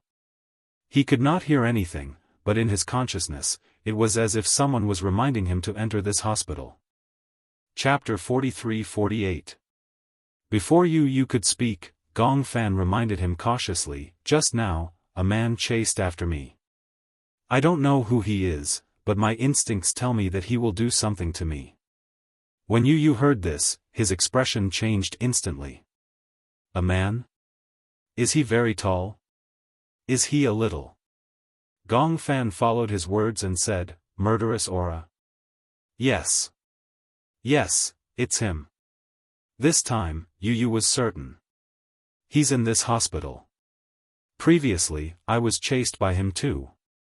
I feel that he might be the dangerous personality who attacked Mommy." "Oh?" Gong Fan actually had the same suspicions, but when he heard Yu's doubts, he couldn't help but want to hear his analysis. "What do you think? He's tall and strong. I'm guessing that he's a dangerous personality. Compared to you, he's more capable of attacking Mommy." Gong Fan pondered and nodded. He turned around silently, only to see a girl sitting on the bed. He was so shocked that he took half a step back and asked warily, Who is she?" She should be another personality." Yu said, "Her name is Xianxian." "Xianxian?" Gong Fan observed her carefully. Xianxian was leaning against the headboard. Ever since Yu came to this room, she had been in this position and had never changed. Just based on her appearance, Xianxian seemed to resemble Unspoken. However, Gong Fan knew in his heart that Xianxian was definitely not Unspoken. However, he also suspected that because she had been with Unspoken for a long time, she had subtly influenced Unspoken's prototype and split into such a similar personality. Xianxian had an aura that was very similar to Unspoken. So much so that Gong Fan even thought that Xianxian must be Unspoken's childhood. "She has been here since I entered this room, but she doesn't seem to have a dangerous personality." Gong Fan frowned. Even though Yu had said so, he still lowered his voice and reminded him, "Even so, you still have to be careful. In this place, even if it's me, don't trust anyone easily, understand?" He remembered that he had once dreamt of a child who looked exactly like him and Yu. He was a very dangerous person. He could no longer tell if it was a real person or just a dream. Yu looked at him in surprise, but she knew that Gong Fan said that to protect her. "Don't worry. I know what to do." Gong Fan asked curiously, "You've never gone out since you came here?" Yu nodded and said, "I haven't gone out since I came here because I don't know what's going on outside. However, when I was in this room, I heard footsteps coming and going from outside the door several times. I suspect that man hasn't left. I think he must be looking for me." Gong Fan nodded and said, "I'm sure that he hasn't left. He must be looking for you. Then, what should we do now?" Yu thought that since they had found Gong Fan, they had to find a way to explore this world. However, even though there were two of them, they were alone. In the face of an unknown world, he didn't dare to make a decision recklessly. If they went out of this door and encountered any danger, Gong Fan might be doomed eternally. Chapter 43-49. If we don't go out and take a look, there won't be any progress. Gong Fan took a deep breath and sighed helplessly. Now that things have come to this, there's nothing we can do. We can only take one step at a time and be more vigilant. Yu still had his concerns. "Let's not talk about you first. Both of us together, are we a match for that man?" Gong Fan was silent for a while. Then, he said seriously, "Don't worry, I'll protect you at all costs." Yu stared at him blankly for a while and couldn't help but smile coldly. "What kind of joke are you making? After all, you're the one who should be protected, right?" Gong Fan was shocked. Yu said that he would protect him? Shouldn't Yu be the one who should be protected the most? "I'll be fine, don't worry." Yu was worried that Xianxia would hear him. Even though he didn't dislike this girl, he still had his guard up. "I'm the main personality. No matter what happens here, I won't be in any danger in the real world. But you're different. If you die here, then in the real world, you will disappear forever." As Yu spoke, he couldn't help but get agitated. He took a step forward and held his shoulders tightly. He said anxiously, "I don't want you to disappear." Gong Fan was silent. Suddenly, a voice came from behind. "Are you going out?" The two little lads turned their heads and saw that Shan had silently appeared beside them like a ghost. "Are you hiding from that man? You know him?" Yu turned pale with fright. He couldn't help but feel surprised. When Xianxia mentioned that man, her expression changed. She was obviously afraid. That man is very scary. I'm also afraid of him, so I'm hiding here and don't dare to go anywhere." Yu saw that Xianxia seemed to have understood something and immediately asked, "Who is he?" However, the truth disappointed him. Xianxia shook her head helplessly. "I don't know him.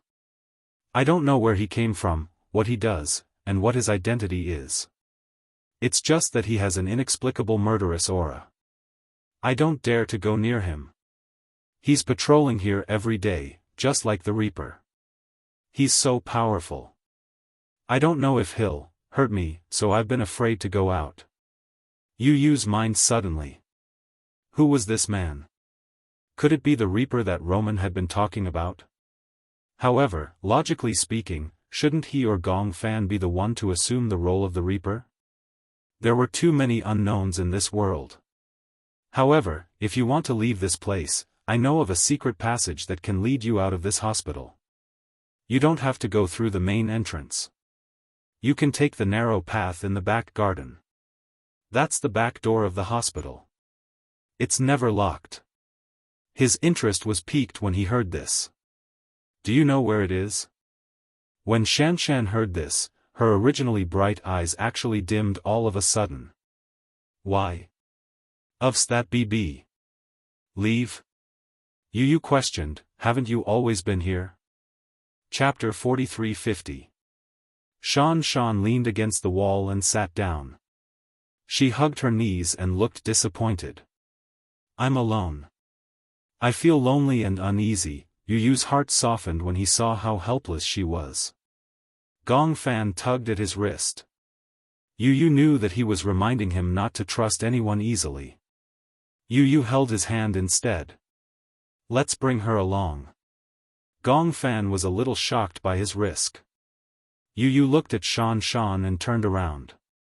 I feel that she might be of some help to us. Moreover, it's fine if it's that man just now.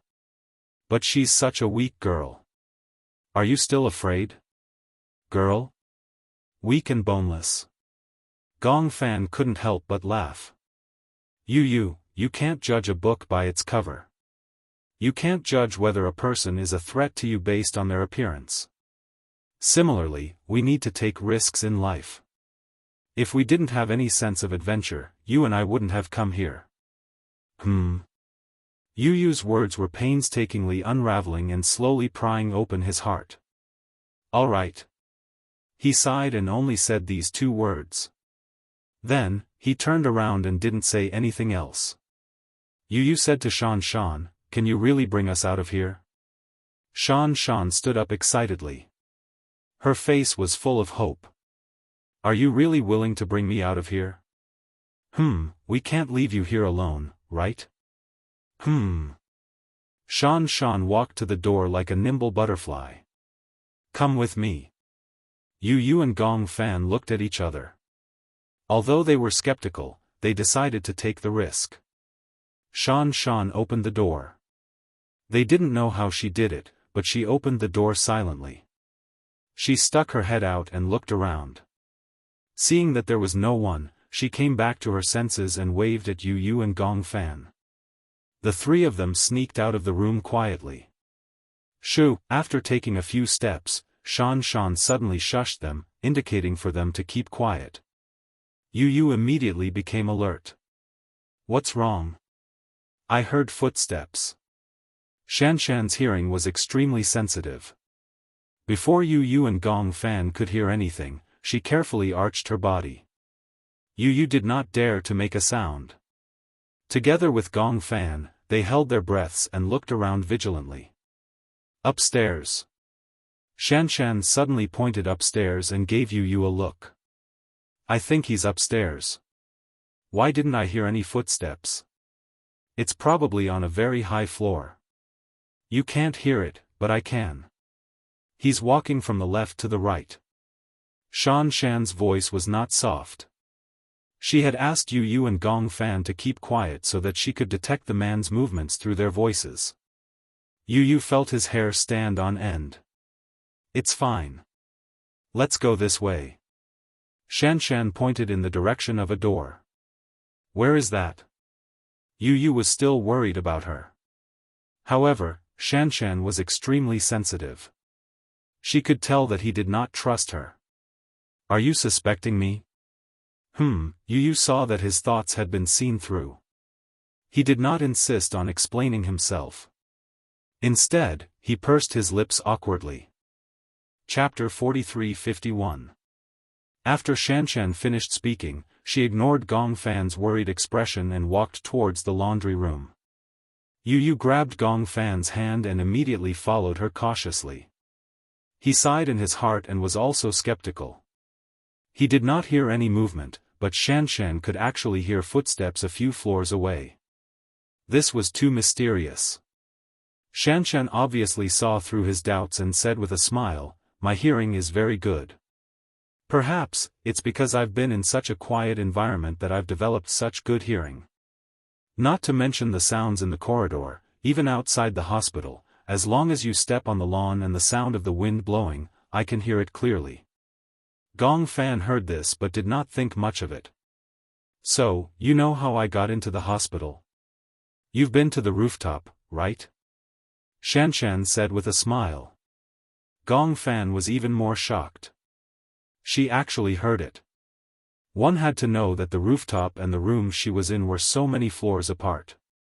Yu Yu also said, previously, Shan Shan also heard your footsteps. She could tell that the man's footsteps were different from yours. Otherwise, I wouldn't have opened the door because I knew that it must be you outside. The three of them entered the laundry room. There were rows of automatic washing machines in the laundry room, as well as many white bedsheets that were drying. Gong Fan looked at the clothes that were drying and asked curiously, "Is there anyone else here?" Yes. Doctors and nurses? Xianxia shook her head. I haven't seen any doctors or nurses. I've always been here. This seems to be an abandoned hospital. There aren't many people here anymore. You're usually alone in the hospital. Who takes care of you? Me? I take care of myself. My sister comes to visit me occasionally. Sister? Shu, at the mention of her sister, a look of fear finally appeared on Xianxia's face. My sister is very scary. She's always arrogant and has never been nice to me. When Gong Fan heard this, he immediately felt strange. For some reason, he actually thought of Yun Na.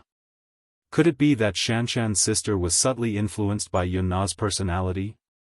Xianxia led them to a door and pushed it open. The door was never locked. When the door was opened, there was a Z-shaped staircase that led to the back garden downstairs. It's here. Xianxia said, follow this staircase and you'll reach the back garden. After passing through the back garden, you'll reach the back entrance of the hospital. What about the door after you walk out? Gong Fan was a little lost. He couldn't tell if his car was parked at the main entrance or the back entrance. His gaze passed through the back garden. The back door seemed to lead to a mountain. Is that a mountain? Yes. What's on the mountain? Xianxia shook her head blankly. I don't know. I've never left this place. I haven't even been to the back garden. But I've always been upstairs, looking at the back garden from the window. I saw a path leading to the back door. Let's go. Let's go to the back of the mountain and take a look. Yu muttered in her heart. There couldn't be any wild beasts on this mountain, right? The three of them went all the way down the stairs until they reached the first floor. They plunged into the back garden. The back garden was a large and dense garden with greenery, flowers, grass, stone carvings. Chapter 43-52. The three of them were extremely cautious. Yu had an ominous feeling. He felt as if someone was watching him closely from behind, but he didn't dare to turn around. He felt that if he turned around and met that person's gaze, I feel as if someone is watching us from behind. You feel it too? Gong Fan was about to turn around when Yu tugged at his arm. Don't turn around. Why? I feel that something is wrong. If we don't turn around, that person seems to be looking for us and watching us closely from behind. But if we turn around and try to run away, he will chase after us relentlessly. Gong Fan was stunned. Indeed, he felt that way too. If we pretend that we don't see him, he won't chase after us? Yu nodded. Theoretically, yes. Shu, stop talking. Xianxia was a little scared. I feel scared, don't be scared, we're still here. They walked through the back garden and saw an iron door at the end of the winding path. Yu finally heaved a sigh of relief when he saw the iron door. We can leave the hospital from here, right? Yes. He took a step forward and opened the door before Xianxia did. Yu stepped out of the door, but for some reason, his vision blurred for a moment, and what he saw was yet another empty ward. It was as if the door was a terrifying enchantment. He thought that he could leave the hospital after walking out of the door, but after going around in circles, he was back in the hospital again. Ah! Yu opened his eyes abruptly and struggled to wake up from the bed. The nightmarish dream was tearing his brain apart. As far as his eyes could see, all he could see were concerned faces. Alice, Gong Jia, Lisa, Hua Jin, Natalia, they were all here. However, Yu was so scared that he shrunk his shoulders. He didn't know why, but the two worlds kept switching back and forth. He couldn't even tell if he was still in the dream or had already walked out of it. What's going on? Yu held his head and rubbed his temples in pain. He was a little confused. Where am I? Who am I? His personality kept colliding with the door in his body and he was a little lost. No one in the room said a word. It was so quiet that it was as if they were frozen. It was a strange scene. They were very worried, but Romanka had repeatedly reminded them that Yu was awake. No matter how worried they were, they couldn't say a word. Otherwise, it would disturb Yu's consciousness. Romanka was standing beside Yu. He was so quiet that it was as if he didn't exist. Yu didn't notice his presence. Hence, he took the opportunity to bring a bottle of smoke to the tip of Yu's nose. The smoke rose in spirals. Yu unknowingly took a big breath. The cool and refreshing smoke traveled along his nose. It was as if the cool and refreshing chill had gushed into his swollen temples and calmed his chaotic heartbeat. He closed his eyes and greedily sucked in another big mouthful. Only then did the restless feeling of waking up from the nightmare slowly disappear. Romanka finally spoke.